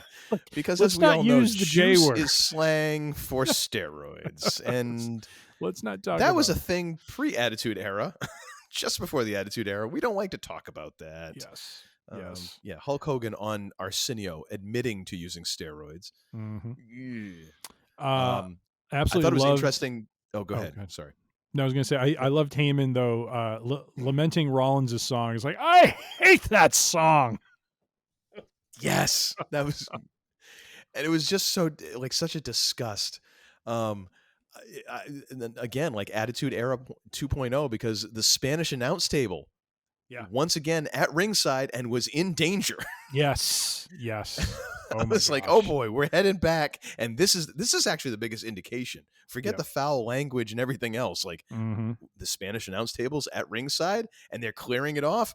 It's in play. It's in play. And those guys are smart. Like they didn't do the Cole McAfee Graves thing where they just stepped back. Those dudes were smart. They're like, no, we're hopping the barrier into the crowd. We're safer over here. We're safer with the Philly fans who are like 18 Bud Lights into the night than over there. This is scary. Yeah. That's awesome. Dude, the Cody's rock bottom on Rock through the announce table. That was great. Was great. The one problem I have is we along with the super kicks, after we get through that debacle, we need to seriously cut down on the number of people going through the barricade into the timekeepers area spot. That needs to be reserved once every 6 months. It happened once each night. On this event. That's one time too many. In the main event, though. It was in the main event both times. Even so, one time too many. Pick one. Pick one, and then guess what? It doesn't get used at Backlash. We don't see that again till Survivor Series at the earliest. That level of thing, because it's got to be special. It's become, and the same with announce table spots. This has to go away. Like, you cannot do this all the time. It just can't happen. That's my one nit to pick. Before we get to the end of the match, though, yes. Did you notice there was one point where Reigns is getting the hell beat out of him, and Rock is still on the floor jaw-jacking with people and not up on the ring offering it. Like, I thought that was very strange. Like, Rock was just he was literally like watching the match, just pacing on the floor. Mm-hmm. And I just wrote a note. I'm like, why aren't you up there offering your partner a tag? It's like he's getting the crap kicked out of him. What are you doing? You know, it was very. I don't know if just Rock was more focused on the entertainment aspect of things and less on the sporting part, but I thought that was kind of interesting. Rock, you must sport. You can't just entertain. You must sport as well. Nah. I got to talk to Mama Rhodes. Well, if that's the case, then merited, because those were great spots. Mama Rhodes looks like she's 5'1", you know, in like some sturdy shoes, and she wouldn't hesitate to lay at the smackdown on the Rock. No. However, the inevitable happens. We get the People's Elbow. Oh, sorry. Go ahead. Just before you go to the People's Elbow. Yes. It was a cool thing to see the dueling pedigrees from Seth and Cody. But did you notice Cody could not get the Rock's arms to fold any further back? He was just like, all right, I'm stuck here. Well, here's the thing. And I've noticed this because I know you can't, I don't look that much different, but like just from working out, like there is a difference in like musculature if you're not actively stretching and all that. And looking at Rock, like that is the one time I was like, yeah, he doesn't have the wrestling body now. He has the bodybuilder body. Yeah. Because you lose that flexibility. And I've noticed that just in like trying to scratch my back and stuff. I don't have like, dude, brother, I don't have the however many inch pythons that, you know, were inflated by vitamins. The 24-inch pythons. Yes, thank you. But I've even noticed it like, oh, I need to work in more stretching because I still want to be able to reach that spot in my back that always itches. But yeah, I noticed that too, where I was like, oh yeah, someone needs to get a little yoga into their routine if they're going to continue to do this. Yeah.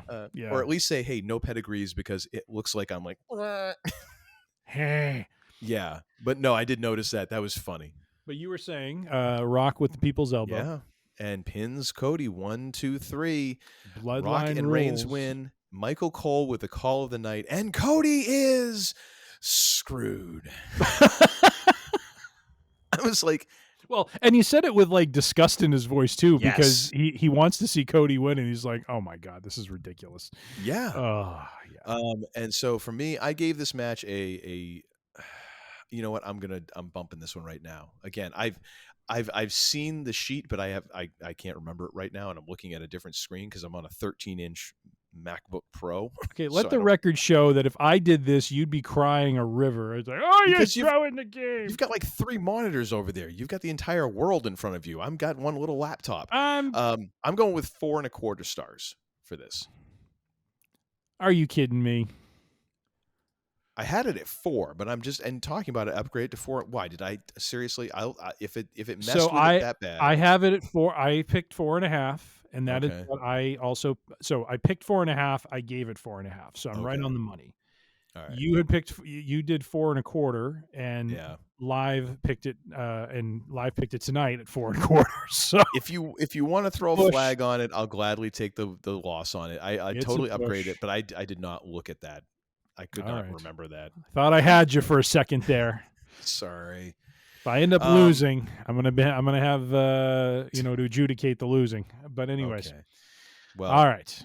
So that takes us out of night 1, which was we're at a tidy hour and a half now. So I mean, we're in great shape. Let's so any WrestleMania 40 night 2 kicks off. God Bless America, as we said earlier. The War and Treaty. Fan-frickin-tastic. The pipes. Oh my. That was incredible, man. That was a large human being at the keyboards. I saw him. I was like, jeez. Yes. That's one of those dudes, like, and then you hear his voice, and it's, I was like, whoa, okay, dude got pipes.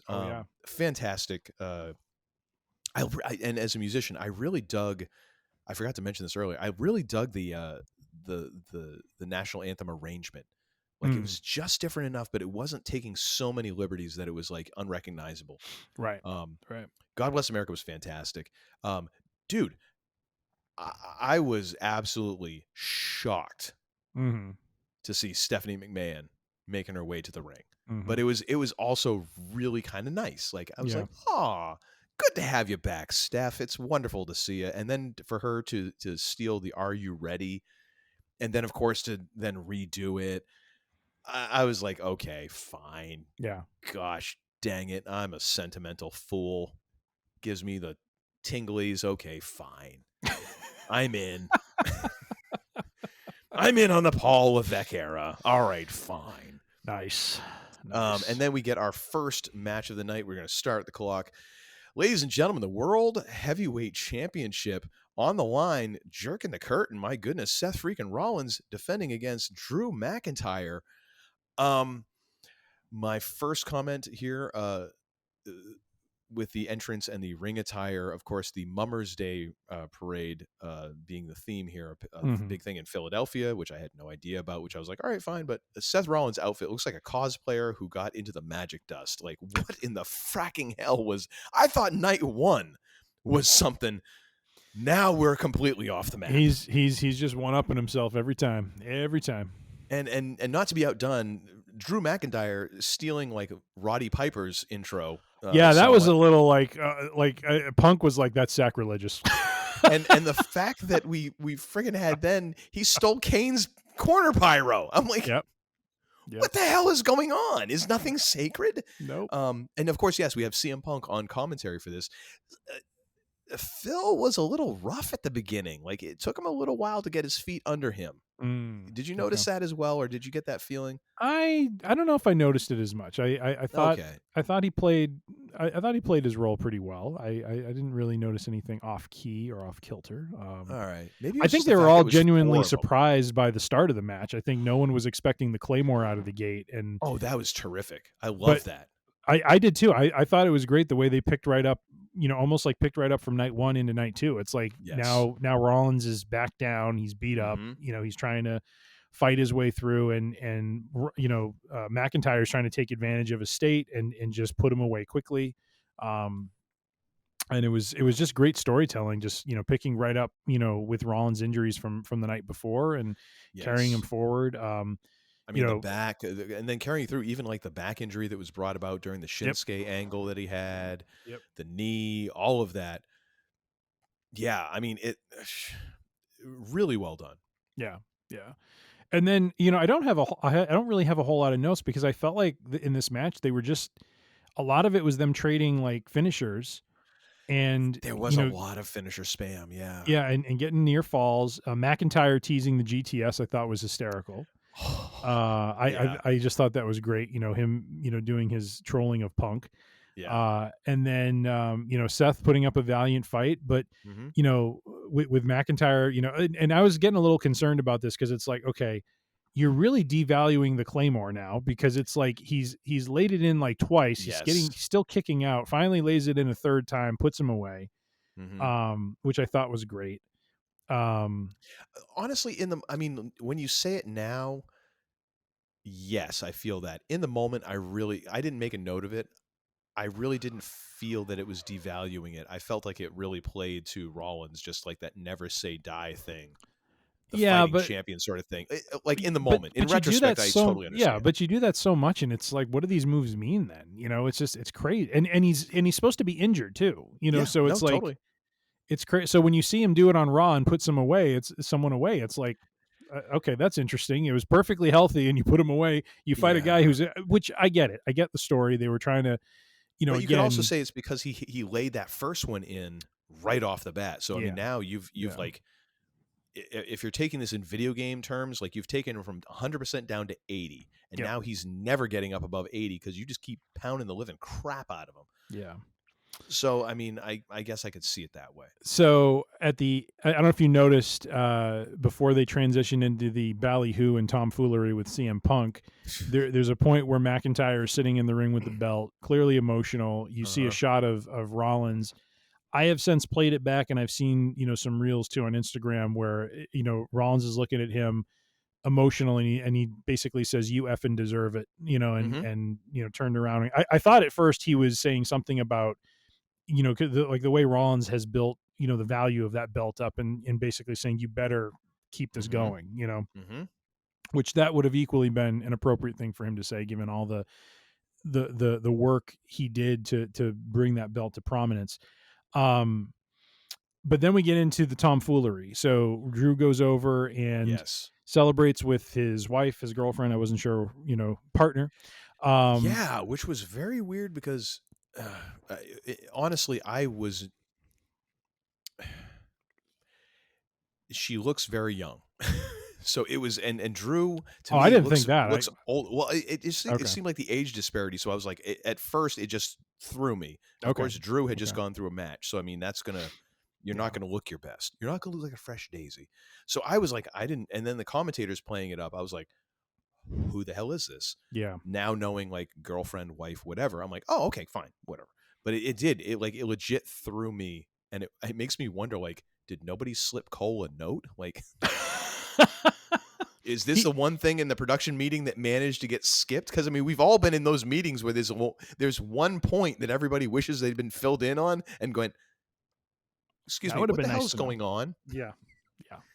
Although there was a point during the match where she hands him the phone and he does a tweet while he's wrestling, which I thought was pretty hysterical. Like, that is so random. Yeah. And I didn't get it at that point, and there was no real thing. They're like, oh, just a fan. I'm like, hey, because we've gotten like memos on we got, we knew who Sami Zayn's wife, we know who Mama Rhodes is and all this. And like, then it's just like, oh, and this fan. Yeah. And then all of a sudden now, oh, I guess it's someone that Drew knows. Oh, and they're kissing. So it must be, oh my. Yeah. I don't think this was a surprise. Yeah. You don't get those seats, Right. So anyways, it was weird. And then of course, I thought it was very interesting how in the main event, the downfall of Roman Reigns had to do with, vengeance, and then kind of the downfall of Drew McIntyre now becomes he just can't not rub it in CM Punk's face.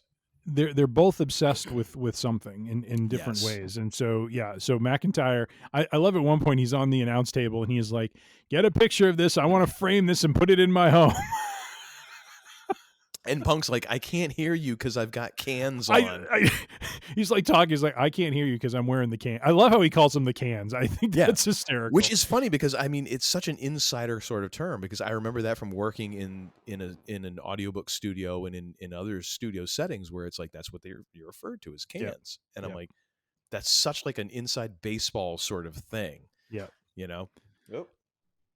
Oh, yes. The roving, ladies and gentlemen, roving reporter Kalen is now reporting for duty. The roving pile of blankets has arrived. Are we calling it a night? I'm just trying to have. What's going on? You look like you're trying to find your inner zen. You're aligning your chakras. What's going on here? I'm just trying not to start World War III against one of Mom's purses. Okay. You know what? This is probably a note for another show. Okay, I'm good. Okay. Well, good night. Good night. Love you. Love you too. Sleep well. Oh, Do not stay up for the next 18 hours reading, please. That's not enough. Do it. I know. I've never been great at math. You're much Do better it. at math than I am. No, I'm not. Oh, and our time has gone off, so hang on a second here. Got to do that. Anyways, so as we were saying, we're not doing a bracket. We are doing our WrestleMania review right now. Who won the March bracket? What were our brackets? You selected Darth Vader. I selected the Mandalorian. So Tim had the Mandalorian. I had Darth Vader. I love that. Meh. Well, good to know how we resonate with the younger generation. Honestly, that's the majority of reviews on our show. All right. Good night. Love you. Brand loyal. Sweet dreams. Don't stay up reading, okay? Not too late. No, not 2 hours. We're not negotiating. I'll just take that as taking into consideration. Go to bed. I see. I see where she got her negotiating skills from. Ladies and gentlemen, that's Kalen's corner. So where were we? We were talking about so Drew's shoving it in Punk's face, and finally he turned. Should we do the ratings first? Oh, because you're treating it as another. Okay, all right. Yeah, because I mean that is the thing. All right, like we're not going to rate the next thing. So I had 3.5 stars for this match. I had 4.25. I really like this. I really know like what? this. Actually, I have not looked. I have not looked at the sheet. I'm actually going to. No, I'm not allowing it. You did it once and you screwed me. Okay, 3.5 stars. Sorry. What are you going to do every match? Uptick or downtick? Gosh, have you had any bourbon tonight? No, I haven't. I'm totally so sober. Maybe you ought to have one. You're you're very antsy. My goodness. Well, I'm antsy. It's like we're gonna do this thing with a bottle of bourbon online, but I'm gonna change my answers. For $1 million right now. Like this dude right here makes like 3 times my yearly salary. Oh, stop it! And he's complaining because I'm gonna ask him to send me a bottle of Wild Turkey 101. Costs him like $27.99 at his local grocery store. Hey, look! Last time I did that, I ended up funding someone's Starlink account. So. Well, I can't help it that you sent us through some janky Estonian liquor distribution. Like that's on you, dude. Anyways, so okay, I'll keep it at 3.5. Gosh, good lord. So what do we have for the ratings here? All right, so you had originally, and I said mine was what? Mine is 4.25. Okay, so you originally had set yours at 4.25. It wouldn't have changed it anyways because I was going to go up to 3.75. What'd you have it at? 3.25? I had it at 3.5. I'm going up to 3.25. You still are going to win, so it's fine. Let's out of principle, I feel like this match deserves more. All right. Well, it didn't quite live up to the 4.25. I will say that, but I think it was. Thought it did based on the near falls. Okay. And totally merited. It was a really good match. I just don't think it was epic. Well, to your point though, honestly, I did feel. When I rated it that way, I was wondering, I was thinking about some of the other matches that were at that 4 to 5 range, and I did question it, but again, when you look at the energy of the crowd and you look at the action, it just I don't know, I just felt it brought a different energy to the game. No, so I think it's totally merited. It's one of those things where it's just I think it comes down to just your opinion. Yeah. Really, and we're both saying. I mean, neither one of us is saying it's an average match. We're both just we're haggling over like the degree to which it was really good. Indeed. All right, so we both got the winner correct. We both picked Drew. And Drew is God. I hope he enjoyed his time as champion. 5 minutes and 27 seconds, ladies and gentlemen. 5 minutes and 27 seconds. And 5 minutes and what? Like 4 minutes and 35 seconds was jawing at CM Punk. Yes. And so he turns around. Punk sweeps his legs from behind, drops him on the table. And then we see something that gets the crowd off their feet. Punk takes the arm brace off. Yes. And I love what he does. I love how he positions the metal part of it and just lays into Drew's brain. It was just boom. Oh my gosh. It was so much like a Deadpool maximum effort moment where it was like. And how about those kicks he was laying in the suit with the nice shoes? I mean, he really had some nice technique going on with those kicks. I was like, dang, he looks like $1 million. I honestly, I think that was one of those moments when there was either before or after. It was this needs to look good. You've been hurt. Just lay it in. Yeah. And we'll deal with the consequences afterwards. Yep. Oh my gosh. Yeah, that looked great. And then of course we have Senior Money in the Bank cashing in, which oh my gosh. I love the look on Punk's face. Yeah, he's kicking him and all of a sudden Damian Priest music comes on and Punk's looking around like, what the heck is going on? All right. A little snug backing off on this one. And it's almost like again, it's me. It's like I'm just an agent of chaos. I can't do anything right now, so go ahead. Beat his ass. I don't care. And so Priest runs down. Not only does he run down, but he waylays Drew McIntyre with the briefcase before handing it over to the ref. And then says, I'm going to cash in, which, I mean, brilliant move. Yes. Yep. 100%. Rolls him in the ring, hits South of Heaven, and we now have a new World Heavyweight Champion. And there's Punk sitting on the table just clapping with that shit-eating grin on his face, which I love how like McIntyre's just staring like bullets through him. Ladies and gentlemen, I just want you to know we have hit a moment here. Yes. In free range idiocy history. Yes. Where the man they call Tim has cussed before me. Oh, I did, didn't I? And I just want you to know that this runs totally parallel to back in the day when I had a college radio show, and Tim would guest on it, and he was the first person to cuss on that show too. Tim is one of the. Let me just say this. Okay? It's all part of my plan to get him thrown off the air. Tim is one of the best people I have ever met in my life. He is one of the most upright. As Thank you, sir. Thank you, as sir. you would say, he is a mensch.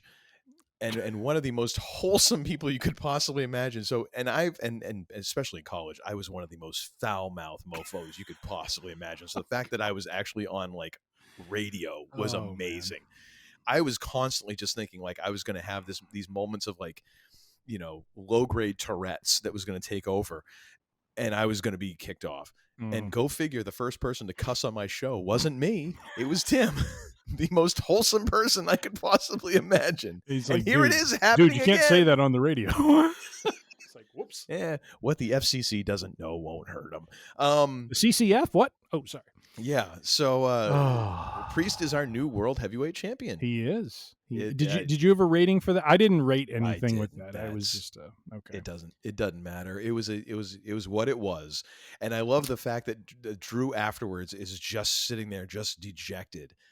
And it's great because one of the great things that we have seen in the Paul Levesque era, there is multiple directions you can go with this. Mm-hmm. Like you could literally, based on the end of tonight,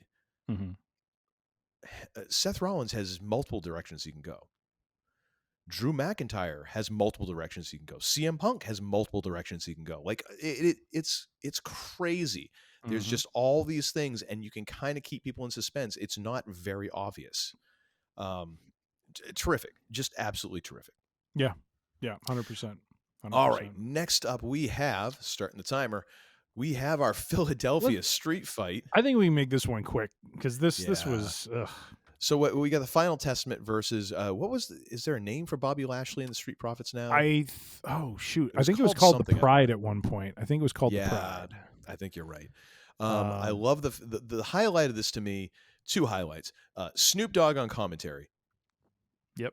Just I don't need Snoop Dogg there all the time, but again, it was gold while he was there. It was lovely. And special guest referee Bubba Ray Dudley, ladies and gentlemen. Which man they called Tim called. I said, we got to get Bubba Ray or Sandman down there for a special guest referee spot, Philly street fight. And sure enough, Bubba Ray was there. God bless. And probably it was much better with Bubba Ray because it would have taken at least 15 minutes for Sandman to work his way down, drink 18 beers, and then bleed all over the ring. Yeah.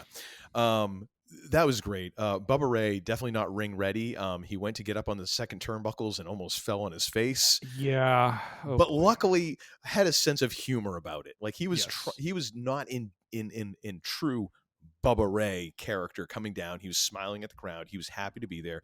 He stumbled getting up on the second turnbuckles, laughed it off, then managed to get up, do the 3D. We got Bubba Ray later on, but but at least at the beginning, like it was Bubba Ray light. It was. It was. What did you think of this? Because were you a Karrion Kross guy? Like you really enjoyed his work. I really did. This was disappointing to me. I mean, it started out very, very interesting with the Final Testament, just starting whacking everyone with kendo sticks, and it started off with just crazy action. I have 5 notes on this match. Crazy action. It was a car wreck of a match. I thought the ladies' involvement was interesting. Putting them through the table, getting them out of the equation. Yeah. I mean, it was not enough to make the match, superb, but I just thought it was interesting. I did like the fact that they went to put Karrion Kross on a table. The table just collapsed all of a sudden, which I thought was wonderful. Breakaway tables broke away a little too early. And so the boys had to pull another one out from under the ring. Which that was one of those moments when, Snoop's commentary was just perfect, where he was like, that's no picnic table. That's a family reunion table. And that's right. I've never heard that before, but you know what? Damn, you're right, Snoop. Absolutely. Good on you. Absolutely.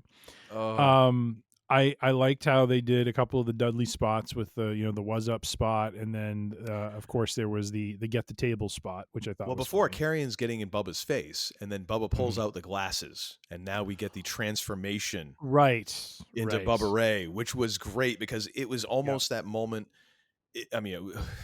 Let's dial this down.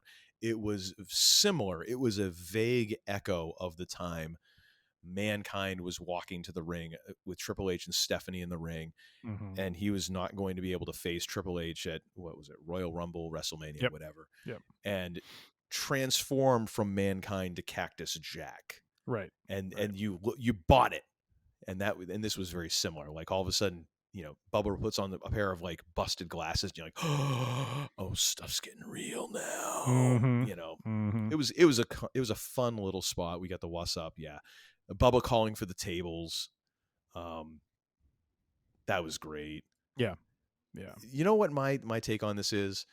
I feel like this was kind of, this idea for Karrion was kind of maybe set in motion from Vince, or they kind of realized somewhere along the line, like, this isn't working, and this is the blow off. And now hopefully both of these teams are going to go their separate ways, and we'll see something more interesting happen. But I mean, they got a spot at WrestleMania. They got a nice payday. I'm hoping that it's been the story with Cross, though. I mean, the Final Testament has not been around for that long. Like, they brought the AOP back, they paired him up. We thought this was going to be, well, hell, they gave him Paul Ellering. We thought this was going to be a new chapter. They were going to start over fresh, and then they put him in this feud, and it's like, well, what the heck do you expect him to do? I mean, they're not going to have him run rampant over Lashley and the Profits. They're also trying to build them up into something. So it was very strange creatively. It doesn't make a whole lot of sense. And so, it was, I think it was an average, slightly above average match due to some of the craziness going on. So I actually gave this one 2 3/4 stars. I'm going straight 2.5 stars. It was average. 2.5. All right. I feel like it's one of those things where it's like, I applaud them for at least carrying it through and making some chicken salad out of chicken, by giving Bubba his spot and kind of, pandering a little bit, a lot bit to the Philly audience, giving, Lashley and the Street Profits a win. Good guys, I guess. They're the faces by default, even though they don't strike me as what would be a great face faction. Like, it felt like this, if you're really doing this, it should have been heel versus heel, but that ain't really going to work with nothing on the line. Yeah. Hopefully bigger and better things for these guys, both teams, because I think that both could be great. I think the beginning of this match where you had the AOP and Karrion Kross, like Karrion Kross is kind of directing traffic. That could work. Yeah. Yep.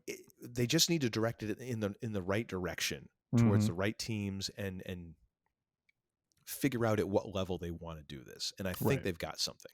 Yeah. I just think at some point they realize 3/4 of the way through, like, this ain't happening, but we need to blow this off somehow. And I mean, if that's the case, if that really is the case, I mean, kudos to Triple H for giving them all a WrestleMania payday. Because I mean, those guys, I'm sure that made Karrion a little bit easier going home, knowing the size of the check he's going to get for this. Could be, but I'm sure he's frustrated by how it's being used because. Oh, I'm sure, but when a little bit of cash ain't going to hurt. When he came back a year and a half, 2 years ago, he came out very first time on SmackDown, and Scarlett put that hourglass on the ring with Roman Reigns in there, and there was a thought that he was going to have a world title run. And yeah, it's just, I don't know, creatively they've really struck out, which is too bad. Really, bad. I think there's a world where you could see Karrion Kross somehow getting into one of the mid-card belts. I don't think you're going to go to the main event. There's already way too many folks up there, and you're trying to get Gunter in there. But I mean, yeah, I think there's a way that you could see that happening. Yeah, I think that was overshooting the mark a little bit. All right, so I'm at 2 3/4 stars, and my pick. So I didn't get the match winner correct. So I had the Final Testament. I was wrong there. I was at 2 3/4. I originally picked this at 2.5, so I'm 0.25 above. Okay. What did you pick yours at? So you picked 1.5 stars for this match. What was your live pick? Ooh, I actually picked it at 2.5. All right, so you're one off. Okay. Yeah. So I'm going to have +1 just for the stars. You're going to have +1 for the pick. Okay. Okay, so I did pick the winners correct? You picked the winner correctly. You picked Lashley and the cool. Prophet. So it's kind of a push. We each get a point on this match. All right. Thank you. Next match. LA Knight versus AJ Styles. And man, this was a bond butter. Oh my gosh, yeah. This was good. This was really good. Dude, like how here's the thing, like both of these guys so uber talented. The problem being that both of them are definitely on the wrong side of whatever the prime age for wrestlers is. AJ feels like he's been around, like just in looking at the highlights and kind of like the hype package and people talking about him, like you almost get this feeling like, my God, he's been around for 40 years. Yep. and he, I mean, not 40, but he's been around for a while. He's been wrestling since like the early to mid 2000s. So, and LA is no spring chicken either. No. But they put on a hell of a match here. Yeah. I after some of the entrances here, one of the things was I respect LA for getting to the ring in under 10 minutes. And I mean, of course, it was so he could give away a Slim Jim car, but still, I love how AJ then also right to the ring and just full throttle right off the bat. It really set this match apart right from the beginning. Like no long entrance. Like these were two guys who were ready to have a fracking fight. And I was so impressed by that. This is how the Usos match should have started. There should have just been this intensity, like right from the get go, like start beating the hell out of each other. You know, like that's what people want to see. None of this methodical crap. Yeah. And no, these guys started going at it, and it was, and that's what I wrote. I have hot start, nice work by Styles working on the leg. You know, Knight's offense was crisp. Was so great how because you don't see that as much in wrestling right now, like that picking a body part and working on it. And I could just almost hear Gorilla Monsoon, you know, talking about that, like, oh, he's going after that, blah, blah, blah. That was great. Yeah. That's going to damage the medulla oblongata. Right in the breadbasket. I remember that was one of his favorite calls. Actually, since we're going to talk about, just real quick to bring up a favorite call of mine, I was rewatching a couple of weeks ago the Randy Savage, Ricky Steamboat Intercontinental match from WrestleMania 3. I haven't watched that. You sent the link to me. And I love the call that Jesse Ventura makes in the beginning of the match. They're talking about the champion's advantage, where, you know, the champion, if he's counted out, you know, he loses the match but retains the title. And I love this detail that Jesse puts in, because this was probably still a thing. They were still carnying it up a little bit. He's like, Monsoon, the champion can be counted out. He'll lose the match. He'll keep the title, and he'll lose the winner's purse. You know, like, I just love the fact he brought like the money aspect into it, which you forget was like part of, you know, they back in the, you know, 70s and going into the 80s, they were still treating it like, you know, boxing, where there's like money on the line as well as the title, you know. Well, I mean, that was only WrestleMania 3. That was 3. So, I mean, that was somewhat in that modern, you know, kind of era. They really only had like, what was it? Did Starrcade beat WrestleMania because it was closed circuit? Like air first? I think Starrcade was actually the first closed You're right. circuit. I think Starrcade, I think they did. I think they But I mean, at that point, there's still, each promotion was only like one. I don't think they had started Survivor Series yet.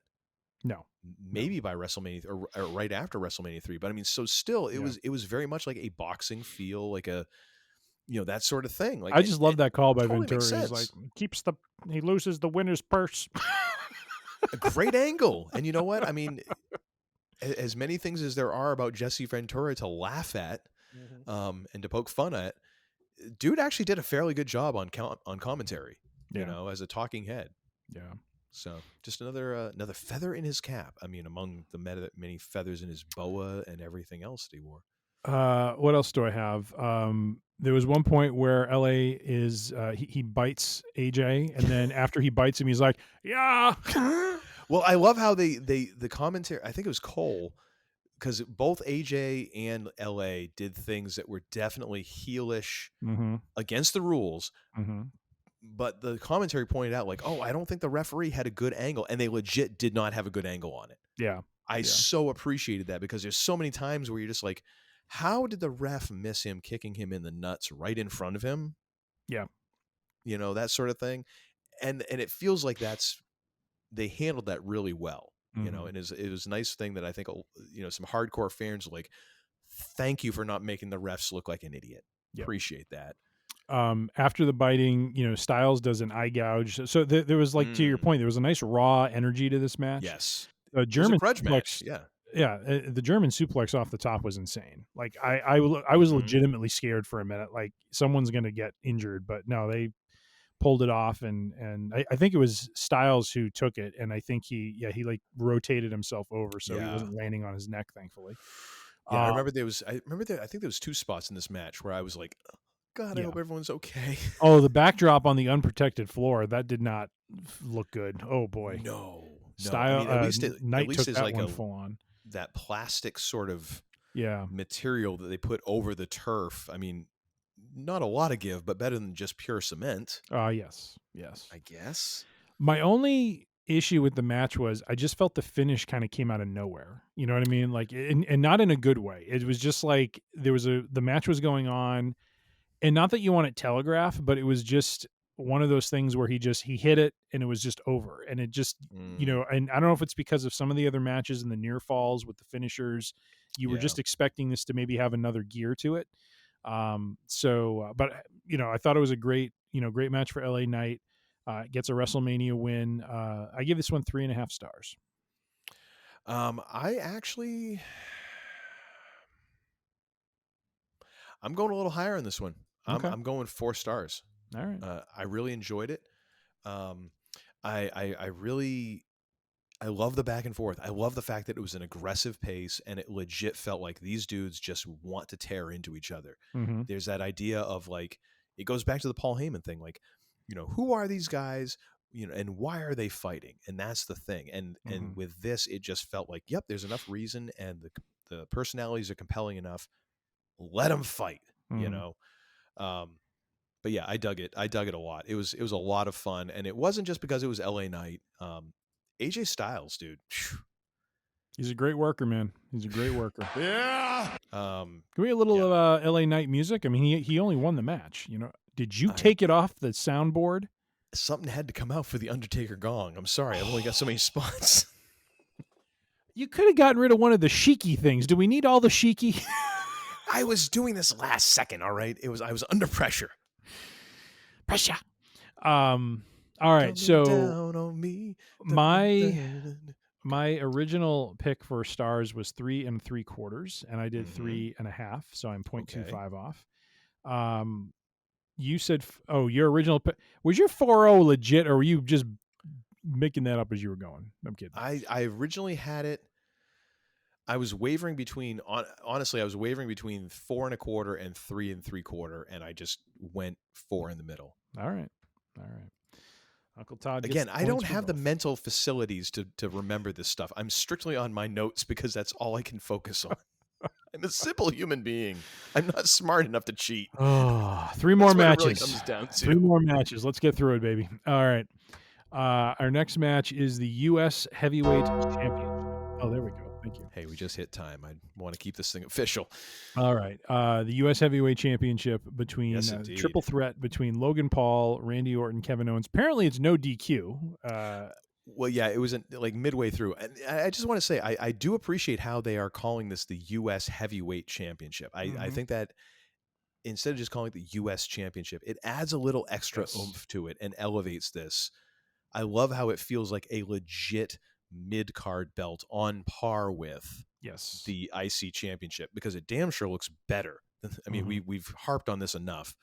Looks way better than the IC. I mean, an IC belt is still actually, a nice belt, but still. I think I might have taken liberties and called it this. I don't know. Did they call it that in the show? I think it is. It has been referred to as the United States Heavyweight Championship. Okay. Yeah. That was always a detail when Randy Savage was the Intercontinental Champion, and he might have been the last one before they just started calling it the Intercontinental Championship, but he would refer to himself as the Intercontinental Heavyweight Champion. True, and I loved it when he referred to it as that, because it just gave it kind of again, going back to that idea that this was trying to be, framed as legitimate, and with the belts and the weight classes and stuff like that. I thought it was a great detail to have, and I always kind of missed it. So so it's good they're bringing it back. I would be great. I would be very grateful if they brought back maybe even I mean, actually, it could be. It's never worked before, but like a cruiserweight, lightweight, light heavyweight championship belt. But again, then you start getting into dilution. The entrances here. Can we just talk about this for a moment? Sure. Logan Paul with the the compensation truck, shall we call it? With the Prime bottle that turned into a cannon, which I'm like, lame. However, it was all forgiven when Kevin Owens came out, then turned back around and went and got the golf cart. A nice little nod back to when he was chasing on the Go Home SmackDown. They were chasing the folks are the A-Town Down Under on the golf cart, and him and Randy Orton were on it. Goes all the way down there. Then they start the Randy Orton intro. Kevin Owens kind of gives a shrug and backs the golf cart all the way up the ramp back to the stage for Randy. I mean, and they had the little T-bar on there. So, I mean, it was telegraphed. At the same time, Randy put on a good show of like, okay, fine. And he gets on it. Randy Orton begging, legit, like shoot begging Kevin Owens to slow down. Yes. On the way to the ring. Kevin laid on the gas after that. I mean, they took off. It was like, holy crap. And that's a lot of weight on there because Randy ain't a small dude, and Kevin Owens sure ain't a small. That was 500 plus pounds of humanity on that cart. Someone must have charged that battery good for it to move that fast. Good God. Well, I mean, you also had the downhill. I mean, that's not it's a gradual slope, but it ain't that gradual. I love that. That was so great. And at one point, Randy even hunkering down, like, "Oh, we're gonna crash." Yeah, was freaking-tastic. That's gonna be a WrestleMania highlight. That's gonna make it to video packages for years. It should. Thank God. It should. I loved how KO and Orton were working to start this thing off, and then, like, literally just. Like, yeah, let's just beat the hell out of Logan Paul for a while. Forget about pins. Forget about anything. And then they go for the first pin attempt, and they're both going for it. And then I get that first moment of tension, and then they're like, okay, so you want to be? Let's just beat him up some more. And they start going with that, and then Randy tries for that sneaky RKO and gets caught, and kind of has that look like, and then that whole, I love that moment where Kevin's like, you want to do this now? Yeah. Yeah. And then they proceed just to start beating them. Owens was just hysterical in this match. You want to, I mean, he asked that question multiple times. Like, he's like, are we going to do this? Okay, we'll keep beating on him. And then he's like, and when they go for the pin, he's like, are we going to do this? And it's like, all right. And then finally the third time he just looks at him. He's like, all right, we're doing this. off to the races. I got to say, like, it makes me like, this match made me remember just how much I've really dig Kevin Owens as a character. Like, he is a kind of a different version of he's a different version of that character of like the Sandman, of Stone Cold, of whoever.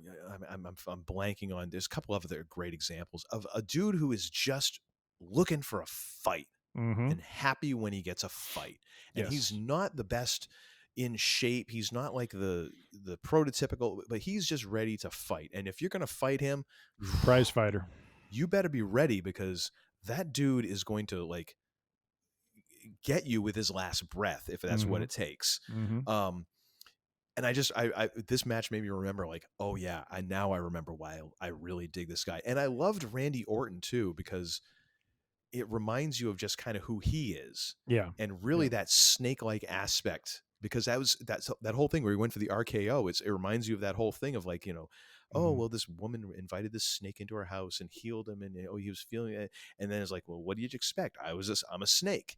Yep. That's the thing. And I'm like, such great storytelling and character work and great and all that. And they were my favorite part of the match though, because this was the first WrestleMania with an advertisement on the mat, which was always sacred for WWE. Yep. And that being Prime, Logan Paul's hydration, and the hydration station, which, Oh my gosh. Which Took just more served as abuse- like, a new alternative to the announcing table. Yes, it took more abuse in the Spanish announce table during its prime, during the Attitude Era. I love how I swear to God there was a Gatorade chant in response to Logan Paul's prime, which I'm like, that is brilliant. The only thing that would have made it better is if someone had managed to throw up like the meme of like, from the Water Boy, the Gatorade. That's it was great. But anyways, you probably have many more technical issues with this, but I'll go with my Gatorade chance and defer to you. Sure. Yeah, I mean, I agree with the start of the match. Thought it was, really, great entertainment the way they were behaving with Paul. For Logan Paul, I liked, he did a nice move where he did a swanton into a frog splash, which I thought was pretty cool. I thought Orton doing a double DDT off the rope on both opponents was impressive. Yes. Great near falls, a great near fall after the brass knucks he used, and that was the part I was getting confused. Is like the referee's like staring at Logan Paul with the brass knucks, and I'm texting Uncle Todd like, am I missing something? Like, why is he not like even trying to take him off his hands? It's just like, what the heck is going on? So like 2/3 of the way through the match, I remember, because I was thinking the same thing. I'm like, okay, so what's going on here? And then Michael Cole would say, well, under triple threat rules, it is no DQ, which I'm like, is it? I guess that's a stretch, because I do remember, of course, in triple threat matches, I am famously on board as saying I hate them because there's always one dude who disappears for like 6 minutes and never gets counted out, because they just powder outside the ring so you can boil it down to a 2-on-2. Yeah. Okay, well, I guess that means that you that's how we get the no DQ. But we've hit our time, but we're going into little OT on this one. A little, but I don't want to cut it short. I'm glad we set boundaries for ourselves. It's like the gong goes off, forget it. Boundaries are meant to be broken. But I think that I think it's merited. I did feel it was very much an on the fly sort of thing. Like almost someone was in their ear, like, oh crap, tell him it's no DQ. I did appreciate the fact that I forget, was it Randy Orton who he had the brass knucks and he gave them to the referee, and the referee kind of had this moment where he was like, ooh, like this look on his face. He looked like he didn't know what to do with them. It was really funny. It's like, oh, but he was really excited to have them. He was confused, but he was really excited. Yep. And that just made me cackle. And again, it may have been the third beer that I was on, or the like 8 chocolate chip cookies I'd had at that point. I don't know what it was. That was great. It was a little bit unrealistic that there was so many kickouts with the brass knucks. That felt a little bit much. And then, of course, we have some prime bottle shenanigans, which is kind of now which I'm starting Logan to Paul's think, calling card. As long as Logan Paul's around, I'm wondering if that whole prime bottle thing being there is going to become the new like Pete Rose gimmick at WrestleMania, because they did this last year with that same guy and he got his tail kicked. And it just seems like that is going to be the thing now, is whoever this partner of his is in prime or with the prime drink is just going to get his tail. YouTuber they find. No, it's the same guy. It's the same guy from last year, IO Speed or whatever his name is. It Like is? yes. Oh, I thought it was a different dude. No, okay. when Logan fought, I think he fought. I just know he was barking at Randy Orton, and then Randy Orton, like before he like thrashed him, he started barking in his face, which was awesome. Yeah, but like last year when he faced Seth Rollins, the same thing happened. The guy interfered in the match, and Rollins put him through a table or did something to him. It was just like, all right, well, he's going to be the new whipping boy of WrestleMania, apparently. Well, now I kind of wonder, now that we've seen it 2 Manias in a row, and there, I think there's been some other interference from that spot as well. I wonder if that's going to then turn into, at some point, like Kevin Owens turns out to be in the prime bottle, or someone. I'm hoping that they're setting that up. That would be nice. Yes, I think that would be a fun twist to have it not be his buddy. Yeah. But at any rate, we get triple shenanigans is how I phrased it. And Logan Paul wins with a frog splash. Mm-hmm. Although I got a shout out to Owens for hitting the pop-up power bomb and then a stunner to try to put him away. And it did not work. But yes, Let's see. I wrote impressive frog splash from Paul. But yeah, I was still irritated that he won because I want to see the belt off of him. But that's just me. Well, but the thing is, that means that he's a really good heel. Yeah, I know. Because I was thinking the same thing. Because I'm like, I just want this dude to be gone. I'm like, and it made me realize as I'm thinking that, I'm like, yeah, he's a great natural heel. He is. And the thing is, it's not like he is athletic and he is a good enough worker to pull this off. Mm-hmm. If he wants to keep doing this, I mean, why not? Yep. Owens and Randy Orton do not need this belt at all. They don't. It's still more fun to keep him kind of in the mix and pulling his shenanigans. And eventually, I mean, he's going to drop it, of course, but yeah, for right now, I understand. I get it. Yep. But you and I both picked Logan Paul as the winner, so we apparently don't hate him too much.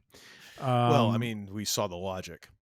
My rating for this match was actually 4.25 stars, so I'm 0.25 off my original. Yeah, I thought this was a good match. I thought it was well done. Told a good story. I love the entertainment value of it. I love what Owens and Orton were doing together, and then how they kind of broke apart. What was your so your original rating for this was 4 stars. What was your live rating? I went with 3 3/4 stars. I didn't think it was like, to me, that 4-star barrier I've got to try and respect that, because that is the matches that I really like. I like this match. I didn't love it. To me, like, if you cross that 4-star barrier, I've got to love it. And okay. I mean, I thought comparing it to LA Knight, AJ Styles, I thought this was a step above that, but that's just really. Yes. I didn't. But then again, again, like, let's face it, Katie Sackhoff, Rhea Ripley, and LA Knight. I'm in the bag. Like, LA Knight, yeah. Is that on the soundboard still, at least? Yeah. Okay, good to hear that. I probably should have gotten rid of this one. Let me talk to you. No, it's good to hear that too. I like that. But again, I was under pressure and I chose poorly. Right. I am sorry. I beg your forgiveness. So I think on this one we are both 0.25 off from our original picks. So neither of us get the points for the stars, but we do get the points for the winner. I feel like we're going to come down to a coin toss on this. I think it's going to be a tie. I think it's going to be a tie.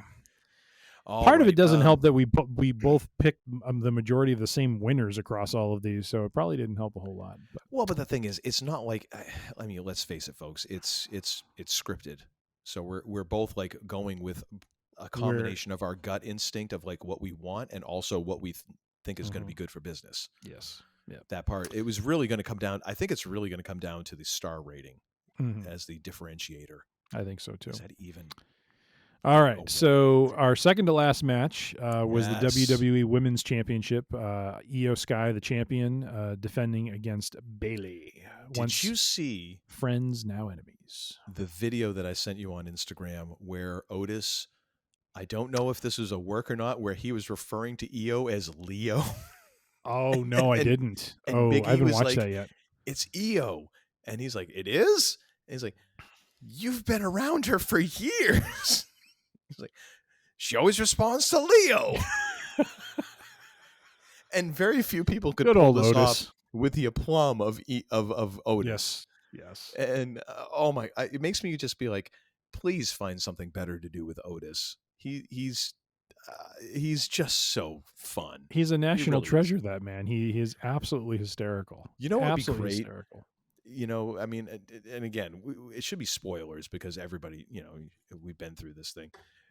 Wouldn't you love to see Paul Heyman come out with Otis? That would be interesting. He's the next big thing. Well, he's already big. Literally. Literally.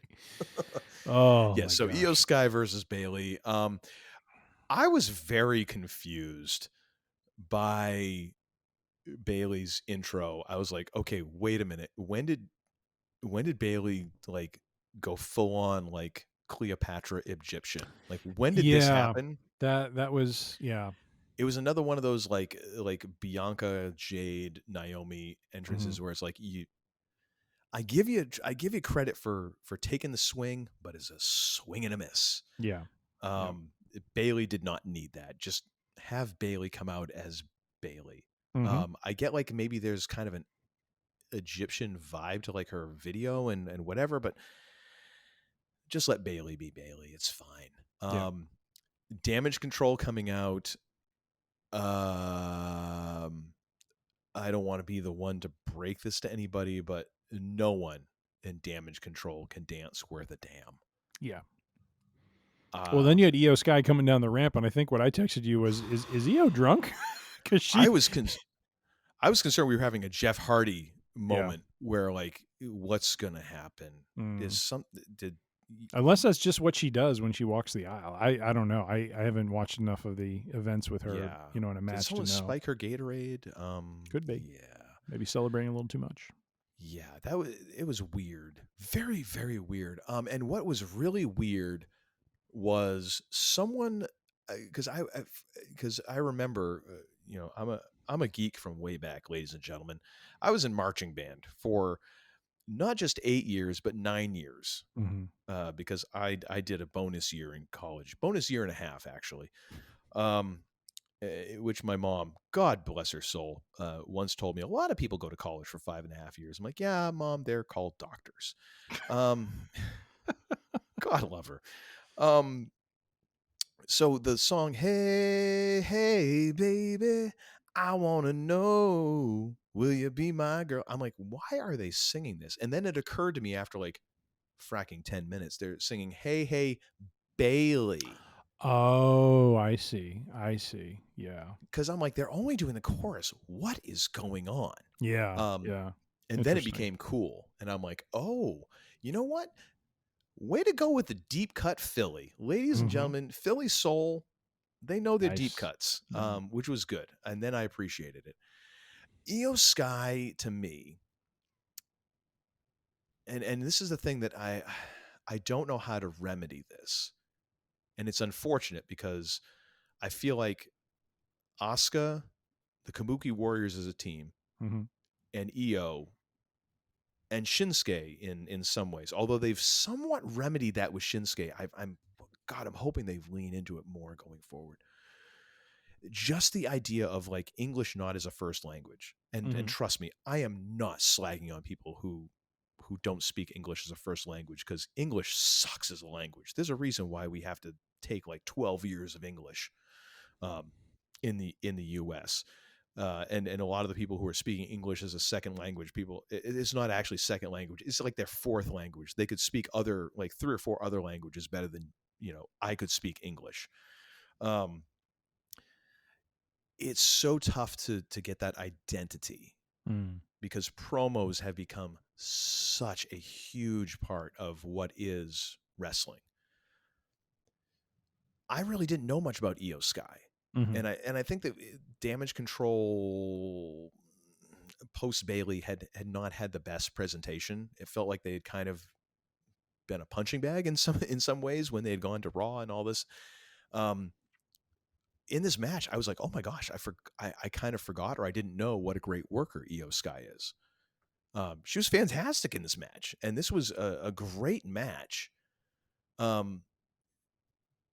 It just felt like, oh man, I wish there was a way to get the character across better, because it really felt like she was not as strong of a champion as she should have been, given what she can do in the ring.